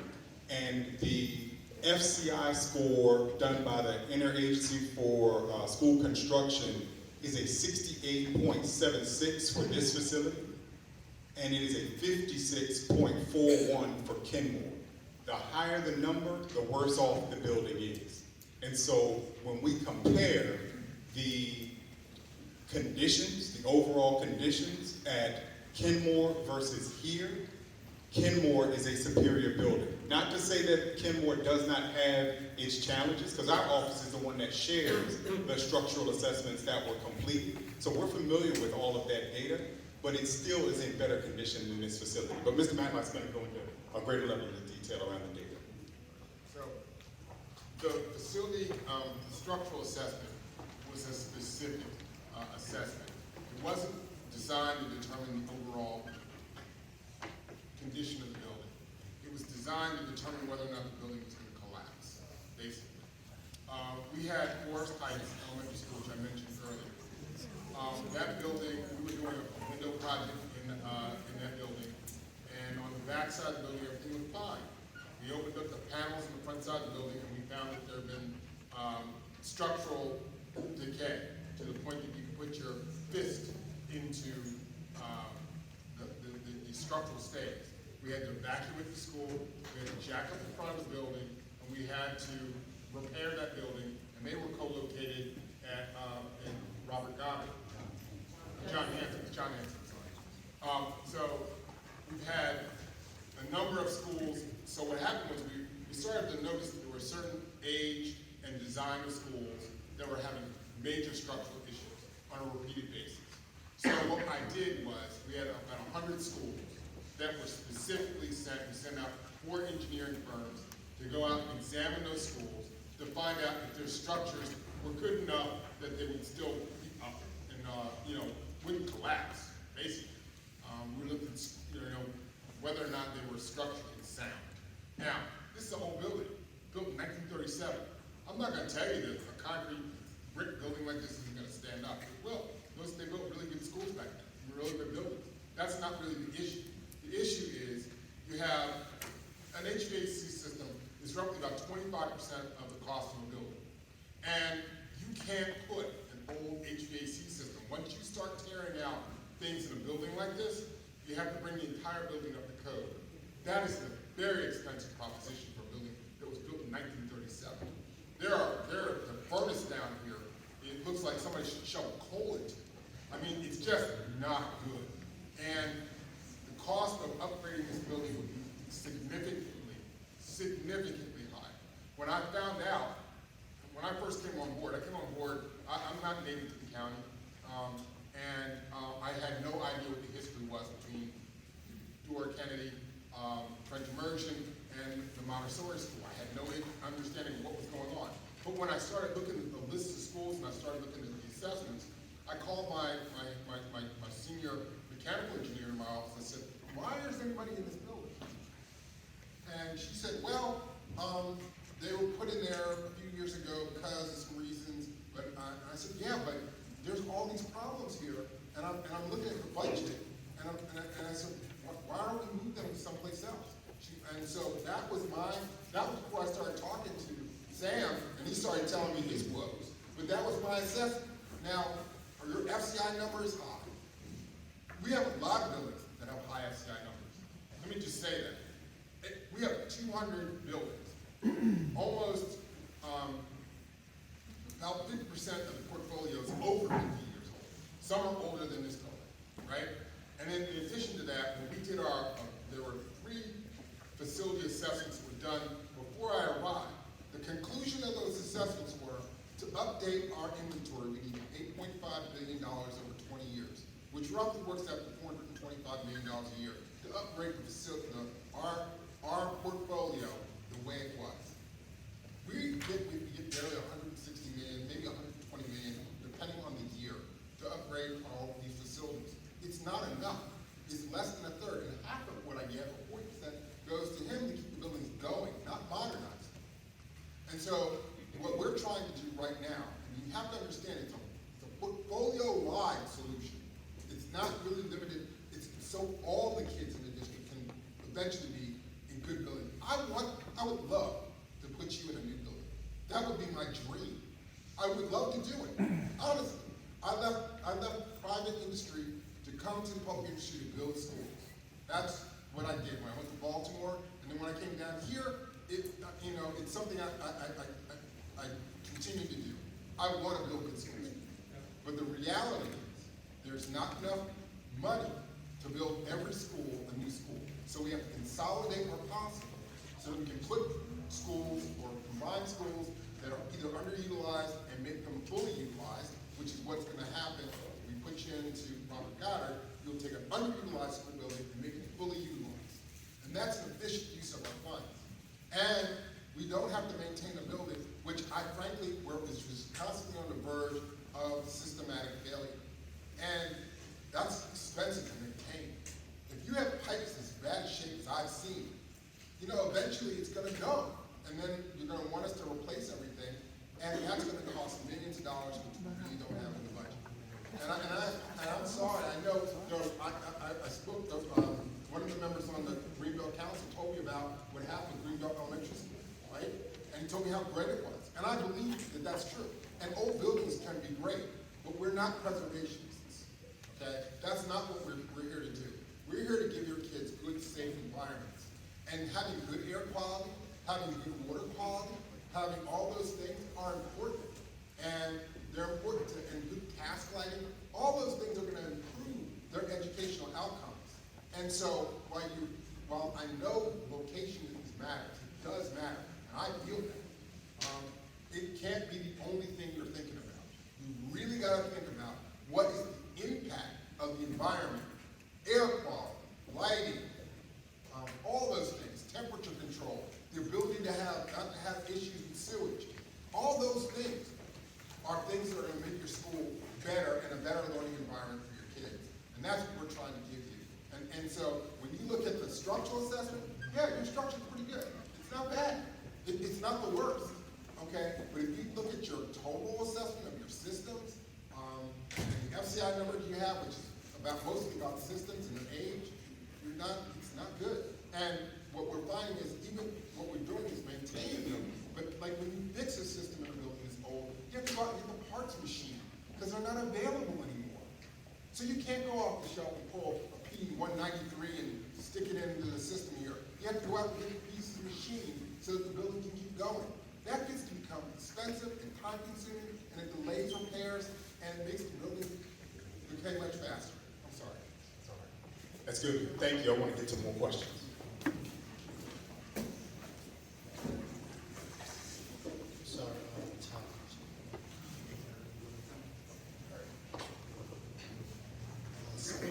Hello, everyone. My name is Delvin Champagne. I'm a parent of 3 students here. In the back, DJ, Mariah, and Mackenzie. I have just before I start, let me just start. Jack, you got me out when I get my medical programs, good students to Boston. I know you take for that. Yes.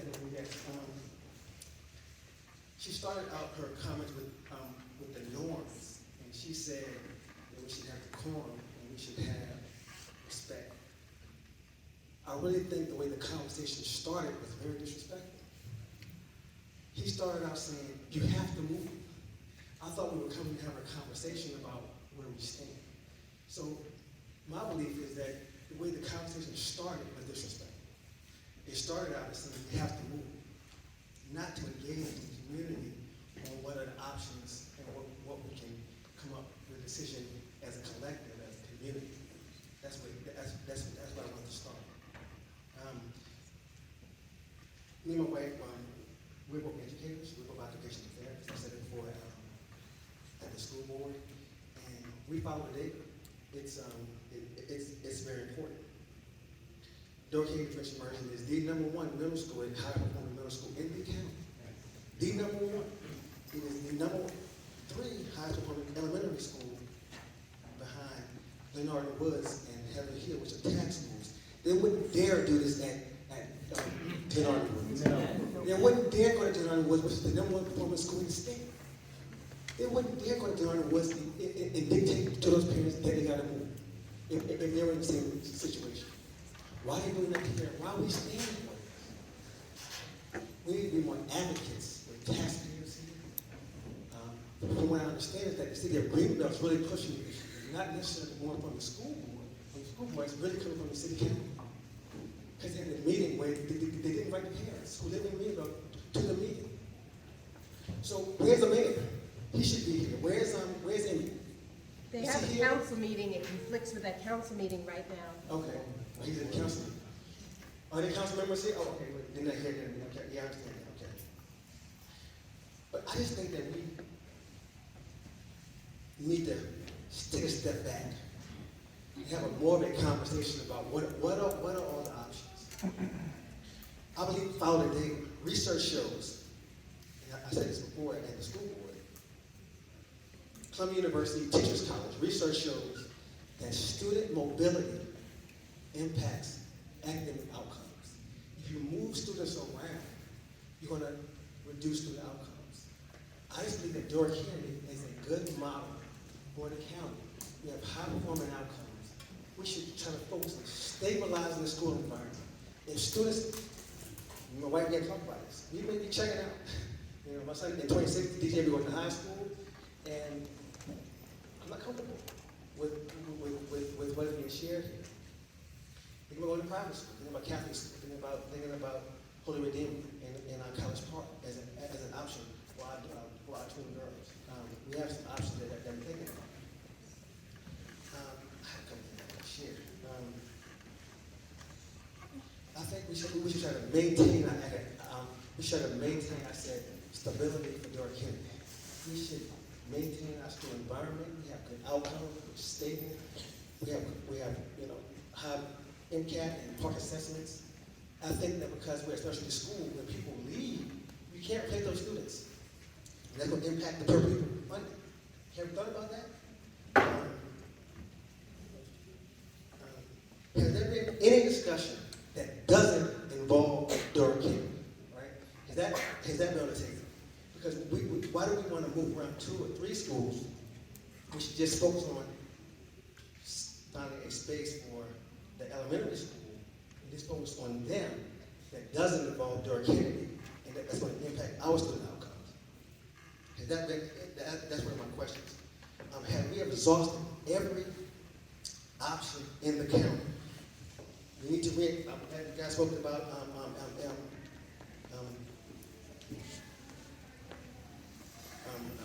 ADW, or the Archdiocese. We need to re-engage them some more. We need to talk to the Maryland Alliance for Public Charter Schools. All they do, they have a whole operation of how they find a school facility. That's all they do. Because they have to find their own facilities. Have we engaged them? I know them. The director, Mackenzie Allen. Dora Kennedy is a special school. We have special needs. I said before, we had a survey that we did to the PTA. There's some data that you guys probably had. If we move, parents are checking out. Parents are going to check out. Some data showed that we're going to check out all the time. I heard about that, and our students and our teachers are hard to replace.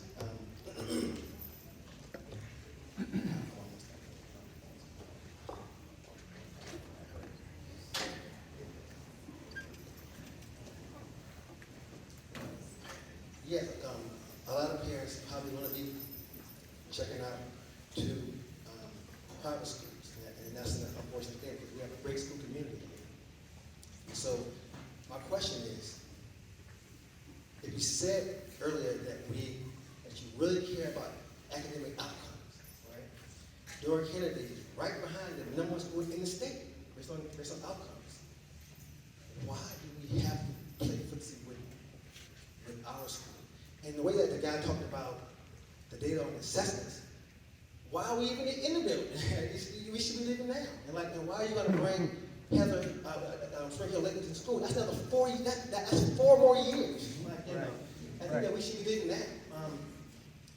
Why don't we maintain Dora Kennedy here for the 4 years, and let's try to figure out a plan for, let's put all levels of power on Spring Hill Lake. Let's look at North Diocese, let's look at the Trust Alliance, what house that they have in the county, and I think we need to reevaluate the plan. We should tear it up, right? We start over, because I think that we should just maintain our high parks. We have high math reading scores, and we should not mess around with our scores. And like I said before, you would not try this over at Glen Woods. You wouldn't even dare go to school and say and whisper, you gotta move. They would tell the school board. So why are we standing for it, guys? Why are we standing for it? So I'll stop there. I got so much to share. Thank you, Mr.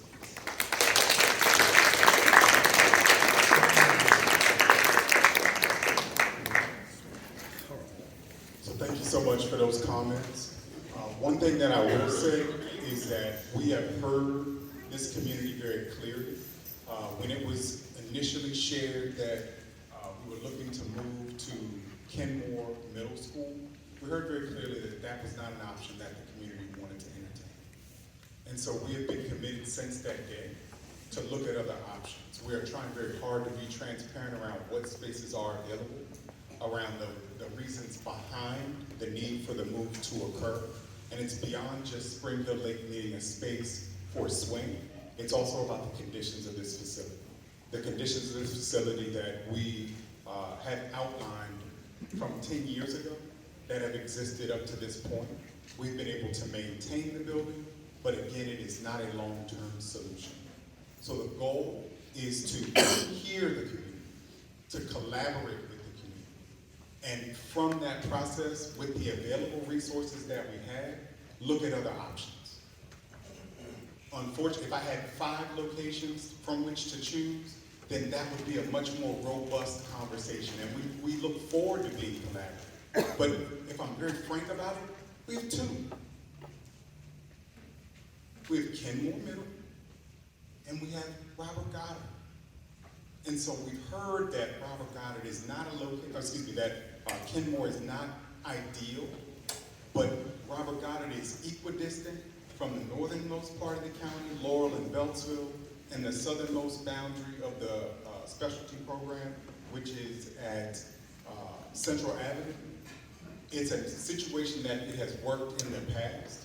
We've tried to vet this through both school leaders so that they can actually understand and see what it could look like and advise us as to whether or not it would be able to maintain the high-performing cultures at both schools, and they've assured us that it will.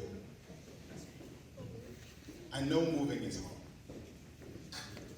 That's why we're engaging in this conversation more than 2 years before it even happens, because we know that it is difficult for everyone. Staff, students, parents, community. We have a vested interest in our schools, and that's what we want. But together, this change and we can have this change and still preserve the culture that you've so carefully cultivated. It can be done.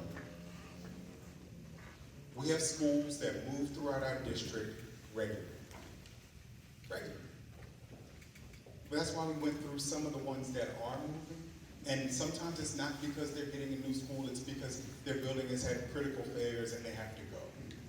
They continue to move forward, they continue to perform, and they continue to make us proud in our district. So we stand with this school community to do that same thing. but we need to have a collaborative spirit about it. And so that's why we're here with community today.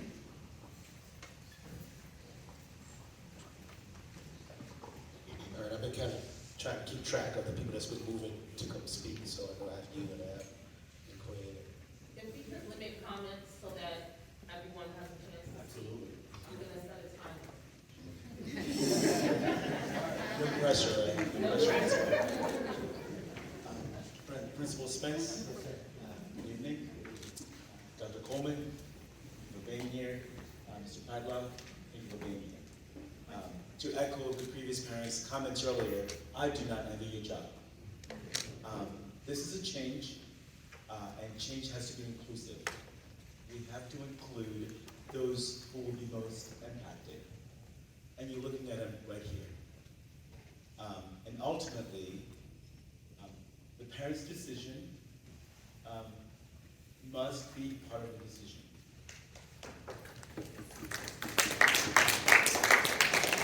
It is virtually impossible for any institution to find its identity in a co-sharing space. Virtually impossible. So yes, I do understand that a possible solution is to have us cohabitate with Robert Goddard, but I guarantee you that we cannot have a full identity in a shared house.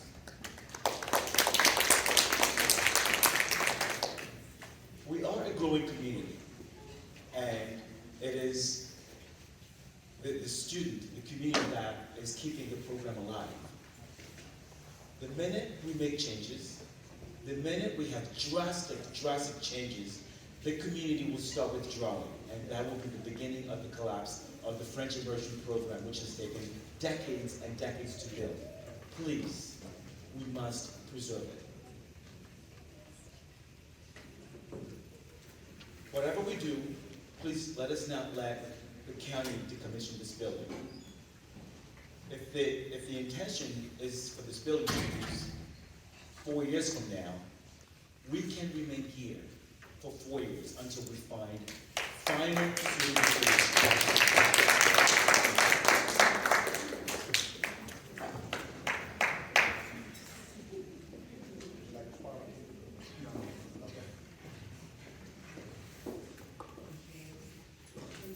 Thank you all for being here and this really the opportunity to speak directly to you.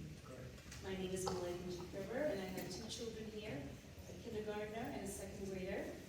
And for me, I have felt that there has been a lack of equal consideration for our students and all the families that make Dora can be what it is. And I say equal consideration because our students are also residents in this locality. The families that come here are also local residents of this community. We are taxpayers, we are voters. We live here. I grew up in this county. I graduated from high school here. I went to University of Maryland here in this county. So I feel very disrespected when someone looks and says that we don't have a voice and we don't even deserve the respect to be spoken to before decisions are made about our future.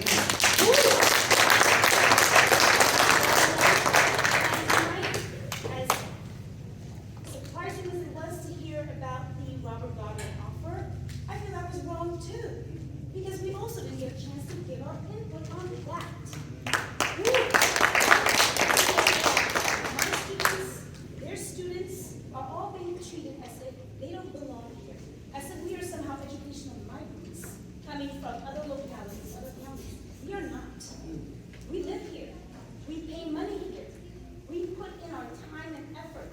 We've all left work, all kinds of places to be here. We left our children in random places to be here. And tell you that we're not happy with the way you came about this, and that you should have spoken to us. We belong. Now, this school, my grandmother used to always say that a hut that you own is better than a mansion you own. We went to own our hut. This hut, as you just said, the building is sound. It needs plumbing, rip it out, put new plumbing in. You can do it during the summer breaks. The school can be closed. We don't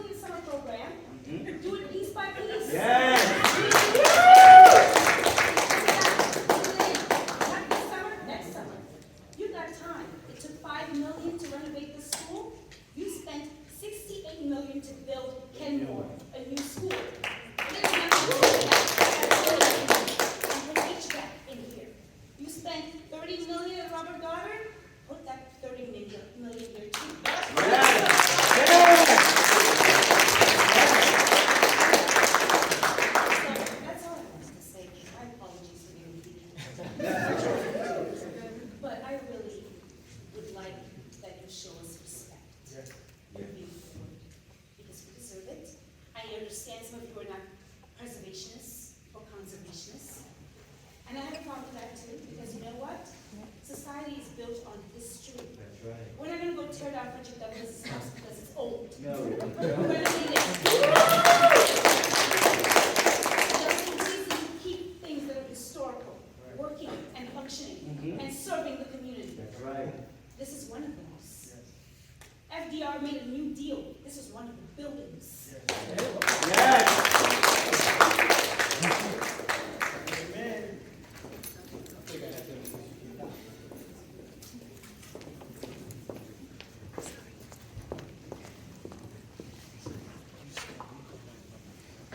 you, everyone. Hi, my name is Rachel Noyce. I want to thank everyone for coming out tonight and giving us all of your time and having this discussion with us, better late than ever. As a preface to my comments, my twin daughters previously went to our GMS when they were in preschool, and I was present there when the discussion about moving that school to Bowie was taking place. I also live in Hyattsville, and I have many friends and neighbors whose children attend HMS and HES. So I'm quite familiar with all of that background, and honestly it feels a little bit like deja vu to be part of another contentious school organization. I'm also quite familiar with how our GMS fought back against being moved out of their building when the county said it would be convenient, and they succeeded, and they are still at the Goddard location after a lot of parent involvement. And it is my hope that DKFI will also be successful at staying in this building. As lots of others have said, we have a lot of attachment here to the location. It's hard to believe that it's impossible to fix this up. Maybe we have to move to a temporary space for a year or two. Maybe we go to Goddard for 2 years like all those other schools who needed to get but it can come back. It's our home. It's a solid building. It can be repaired. All of that said, and I'll try and keep this brief, if it is actually true that Dora Kennedy absolutely has to move and permanently, and there's no way we can stay here long term, as noted by others, this is a somewhat questionable assertion, but if that's the case, the Goddard location seems about as good as we can get. As you guys have said, you made a pretty good case for it being centrally located, much like Dora Kennedy within our boundaries. And I'll also note that many Dora Kennedy and Robert Goddard students come from overlapping areas, they share school buses, they have the same bell times, it would be convenient. But I do have one major concern that I haven't heard addressed by all this discussion of the renovations that have taken place and would take place at the Goddard campus. So even before HMS and the subsequent temporary twin schools moved to the Goddard campus, pickup was honestly a nightmare. No disrespect to Principal Womack and to all of these staff who I know worked very hard to make it go as smoothly as possible. But when I Goddard attended the school there, honestly I got the pickup line half an hour before the dismissal bell, and I was lucky to get my daughter half an hour after the dismissal bell. That was an hour of my time every single minute, and honestly I was hard to with the credentials for the school. I can't spend an hour reading. And no one can. It's no fun for us. And I can't imagine that it's gotten any better now that there's another 700 plus students attending that school every single day. My daughters were there before HMS moved in. And we've heard all about these renovations that would take place, additional modulars. There hasn't been any discussion of the parking situation, the driveway situation. There is currently one very long driveway that has all of the incoming traffic, all of the outgoing traffic, and all the parents picking up their students at dismissal. All of the school buses going in and out also use that same driveway, as I recall. It's a nightmare. It's not safe, it's not fun, it's a disaster. With well over 1,000 students there, it's not going to be any better. Is there any discussion for Dora Kennedy move there, if they have to move there, of changing the driveway situation, adding a second driveway? We have 4 driveways in this current building. When they're on a corner, it works so much better. Why is that not part of the discussion to improve everyone's different situation? Thank you.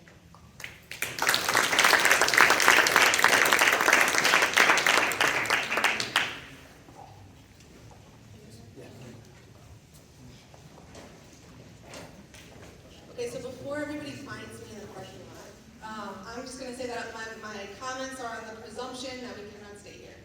And that makes a lot of sense to me because the boilers are broken and my son goes to school in 2 outfits every day. So I'm sorry, Savannah, and I have a 3rd grader and a 2nd grader and an incoming kindergartner when we move in 2026, if we move in 2026. Yeah, my son comes to school in 2 outfits every day, a winter outfit and a summer outfit, so that he can strip off his winter outfit because it's 100 degrees in his classroom sometimes. So I get it, this building has issues. So my comments are assuming we can't stay here. Please don't look at my car. I want to just thank you guys. We had that tough town hall. We were all extremely frustrated. You've heard from us about how we all found out about that information, about how the decision-making process happened. This is not news to you. But what I want to thank you about is that you did hear us, and you did come up with something different. As a parent who lives in Laurel, and my kid's on a bus for at least an hour every day, Kenmoor Middle was not going to work for us.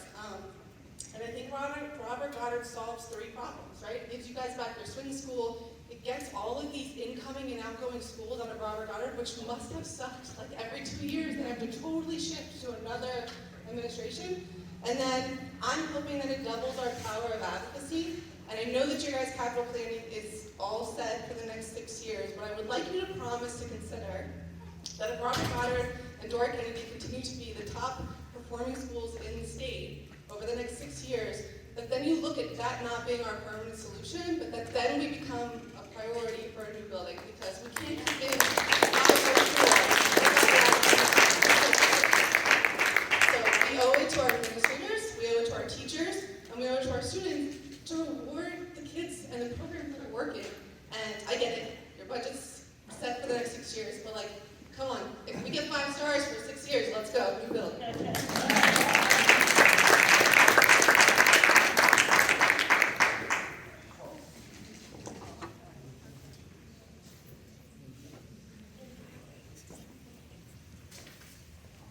My name is Kate Baker. I have 3 children here. I have 7th, 5th, and 3rd grader. So I'll have 2 children doing the move at some point.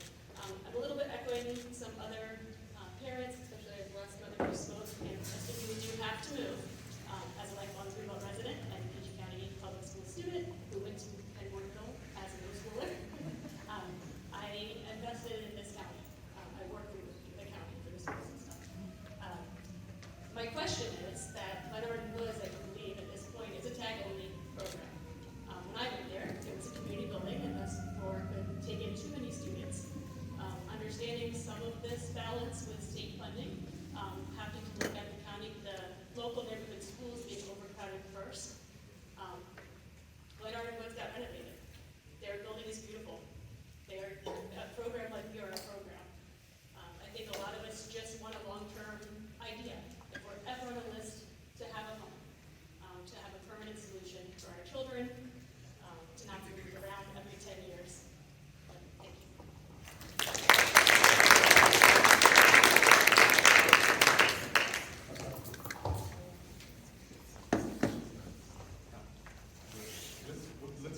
Just get all the questions, because they go off for like a half an hour. Thank you. Hi, Sarah Parker. I have a 1st grader and then an incoming kindergartner in the fall. I will present a very different opinion. I can't get out of this building fast enough. My 1st grader, every time I come into the classroom to volunteer, I'm frankly horrified that my child has to spend their day in this environment, so I very much appreciate your efforts to move us. They have an AC unit going in the window in February. It's so hot. So to kind of respond to some earlier comments around, moving students might decrease our results. Maybe actually if kids didn't sit in 80-degree weather in February, their test results would be even better. That's actually a possibility. I'm also very confused by this attachment, not only to this school, but to Greenbelt. I feel like a lot of the push has been from people all over the county who didn't want to maybe go a little bit further south. And so I don't know the exact numbers, but I don't think there's a large percentage of families that live in Greenbelt. So I'm very perplexed by, this attachment to the city or to the building. I have 0 attachment to either. So I just feel like, that's just a different perspective that I wanted to share. I also just have a message for the parents. Like, we push back, and they have come up with a different solution. They also cannot pull out solutions from thin air, so I think we need to respect that and understand that they're doing what they can. I also want to address the surveys that the PTA has done, which I think is great. I mean, I know, Dr. Coleman, you've said that, you've heard loud and clear that we didn't want to move to Kenmoor. that was the very vocal parents that decided they didn't want to move to Kenmoor, and that's their right. But the survey of parents represented about half of the school community, and about 60 to 65% were against the move. That means 30 to 35% of parents who responded, again, of half the community, either supported the move to Kenmoor, were indifferent, or were unsure. So I just want to provide that context as well. I'm not advocating for Kenmoor necessarily, but I just wanted to provide more nuance on the perception that the whole school community was up in arms about Kenmoor. I would happily go to Kenmoor if it's 10% better than the school. My last comment is, and maybe you'll address this at the end if you have a question. I didn't come here tonight thinking that Goddard was going to be an option that you presented. Again, I thank you for looking at other solutions among the two that they have. What comes next? Is it like the parents vote and we just decide, Kenmoor versus Goddard? Is it up to you guys to decide? Is it more community discussions over the next 6 months? I'm just curious. You seem to be very responsive to our feedback, which I appreciate. But I want to make sure that the full community is I don't know where this decision lies, and I'm kind of like, okay, well now where's Goddard? Let me look at my map and see where that one is. So I'm just curious what the timeline for an actual decision looks like.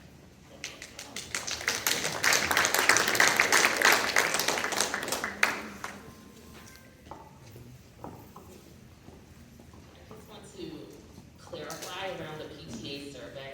We did share the results with the executive leadership team, and we're very transparent about how the data was collected and what part of the community was represented there. So I just wanted to clarify for any parents who may not have seen the report of the data, is that we were very transparent in how we reported the survey results.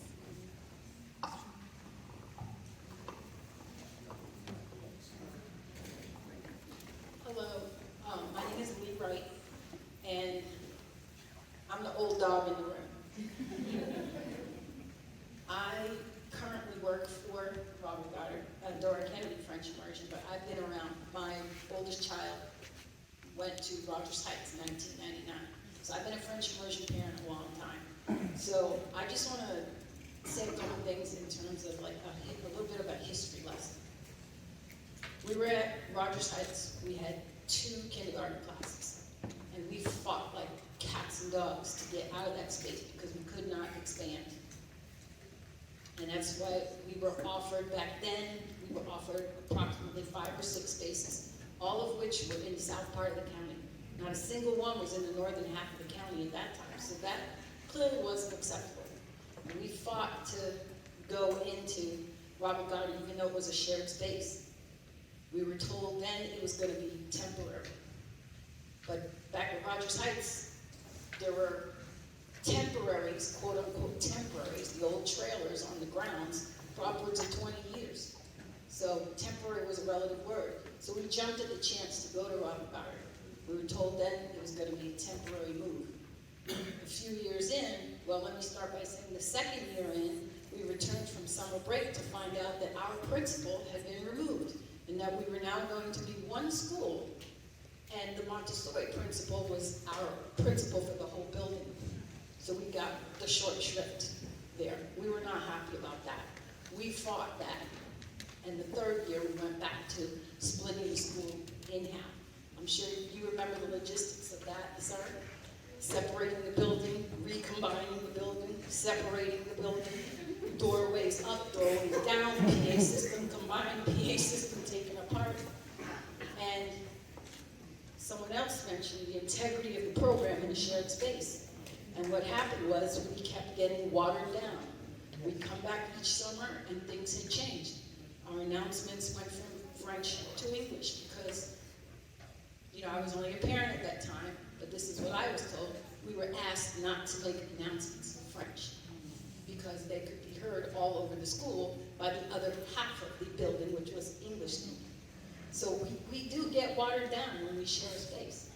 I heard someone say that PASB did an assessment of the numbers in the school building. And I can tell you for a fact, when we left there, we had 75 incoming kindergartners. When we came here, we had 100. So as the registrar currently at the school, we're about 665 students. We left there at 540, it was just under 550. So while the overall numbers might be the same, we have more students than they do now. It's no longer 50-50. Also because 10, 11, 12 years ago, their program grew when they had a third program added to the county. Judith Hoyer opened. So they grew, Montessori grew by having a third program added to the county. We were left with just two, one north, one south. So their parents stood their ground and they demanded and received a third program.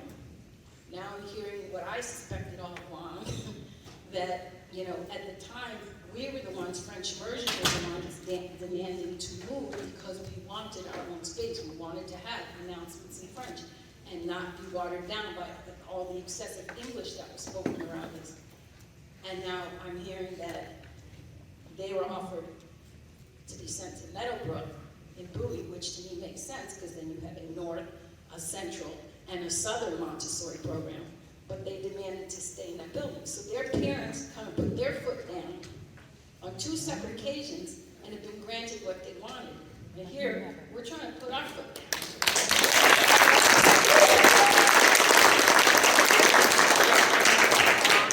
Shared space, and there's very valid reasons behind having a non-shared space. I've seen it, I've lived through it, I've been in a joint English program, we moved to another joint English program, and I see the difference when we came here to a sole French program. It makes a huge difference, and I think our results speak for themselves. But as a parent that's been around that long, I can see, you know, even though yes, we are still a very good star in the county, I can see where our French has been weakened over the years because our students are exposed to so much more English now. You know, it's been watered down. It's hard to get it back, you know, since it has been watered down over the years. So, I mean, I'm an advocate for us to be in our own space, where that space is. Who can say, I understand you can't pull space out of thin air, and everything costs a lot of money, and I just hope that, you know, every avenue is truly explored. Other buildings, other spaces.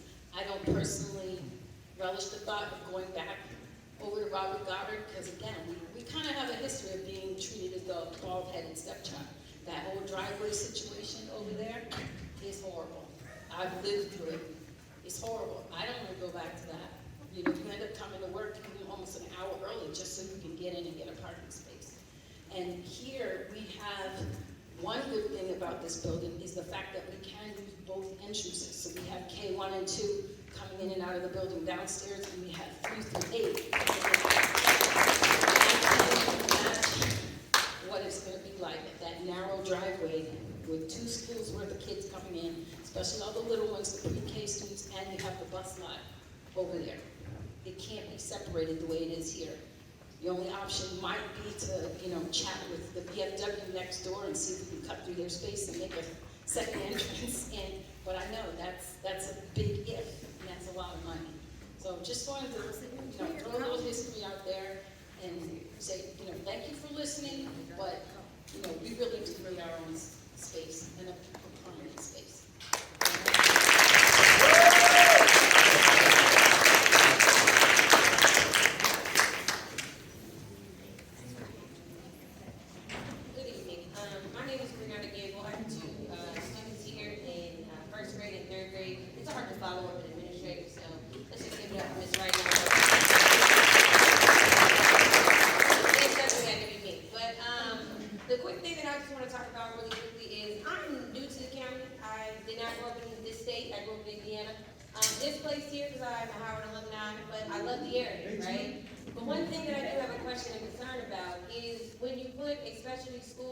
into a shared space, you are capping our growth. Because I had to register my child when she was still 4 years old for school, right? I didn't know at the time what I was selecting in the lottery program at 4 years old. Their kindergarten, when we accepted Dora Kennedy, we accepted for a couple of reasons. 1, the start time. 2, the location. And 3, then the school score, right? Oh, and 4, transportation. So shout out to being able to get my kids to and from, right? So like those were the qualities of like how we decided the school. But if we move to a smaller space and kids have to register at 4, I almost quit because first grade or kindergarten was in my living room. Me and my husband were sitting next to our child trying to figure out if we need to learn French too and hire a French too.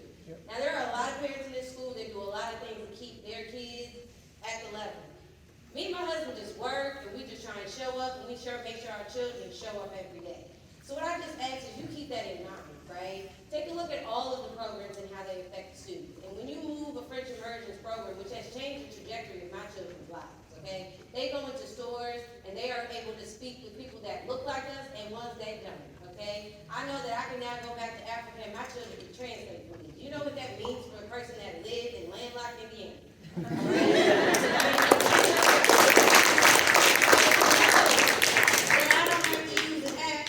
I use the gift of that this school has given to my children is going to be a blessing in and of itself, okay? So while the school takes an 8th grade trip, me and my kids, we going somewhere at some time so they can translate for me. Because it is powerful. I tell everyone what they've done. But if you move them to a school and you have to register a child at 4, the disenfranchisement for other people to experience that is going to be limited.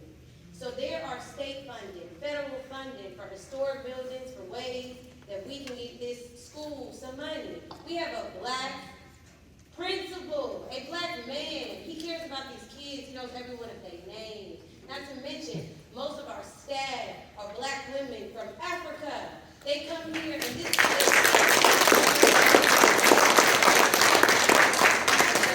Kenmoor, Togo, all the places on the map that tell me where their teachers are from. This movement needs to grow, not be Captain Steiner.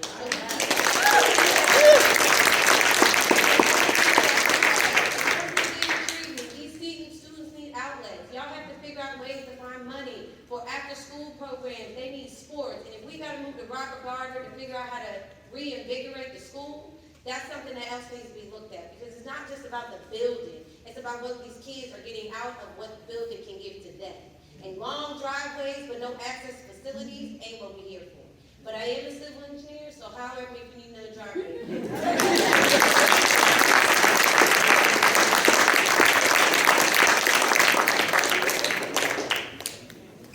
Hi, my name is Ellen Mao. I have a 2nd grader and a 4th grader here. And I wanted to speak to a tone that I feel like I keep hearing in these conversations that makes me feel like maybe you don't totally understand what this school is about.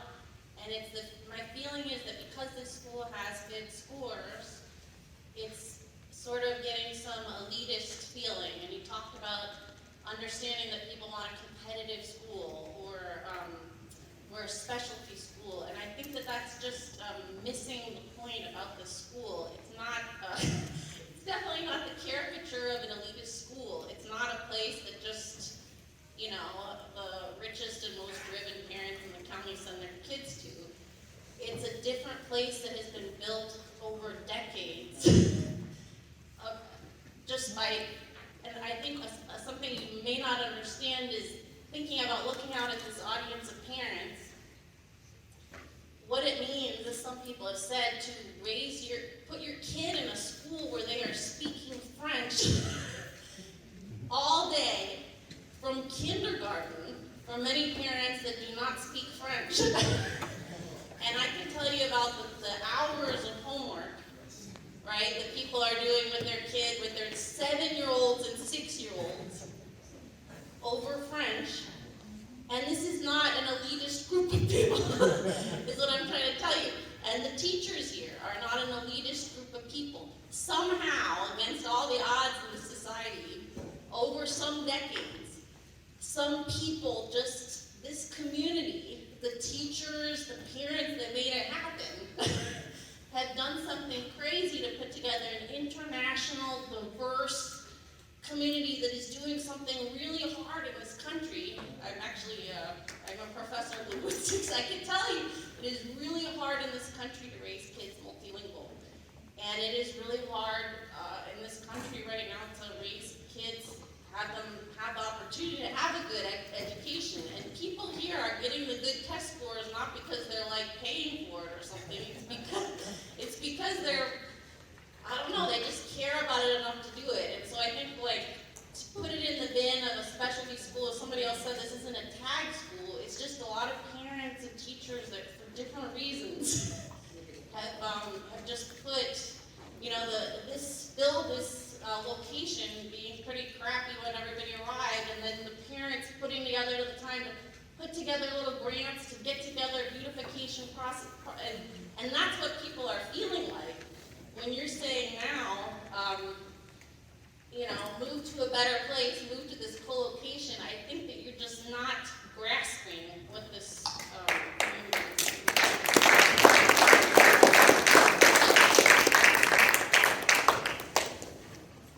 All right, I think we're near the hour. Dr. Coleman?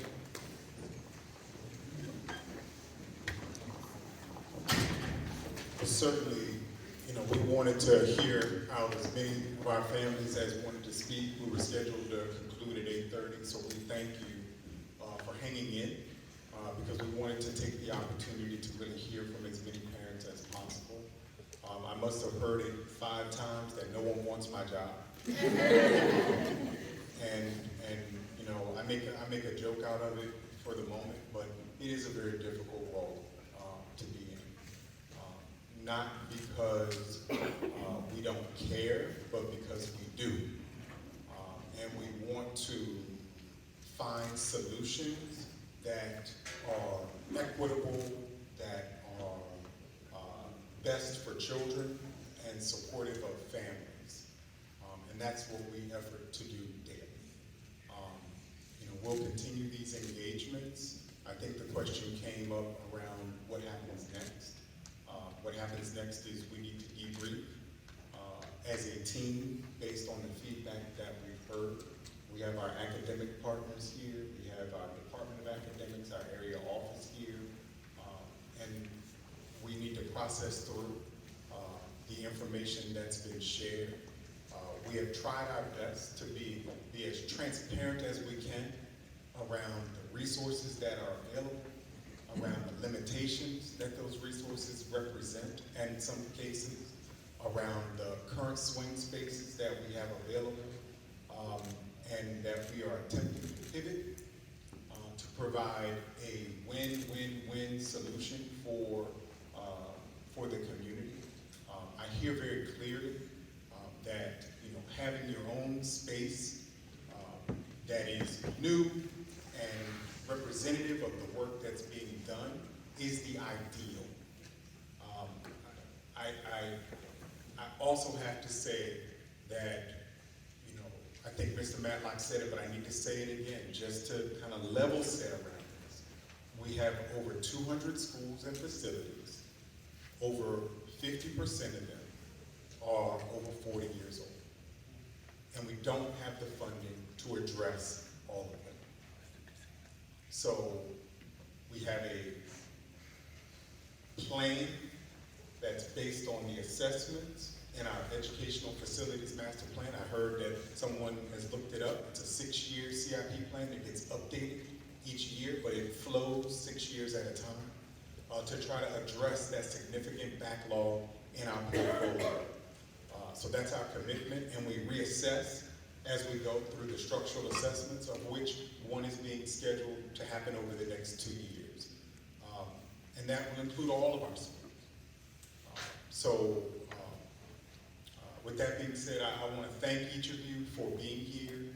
We are taking copious notes and listening very clearly, and we look forward to the next engagement. And thank you so much, Principal Spence, for giving us access to your community this evening. Thank you.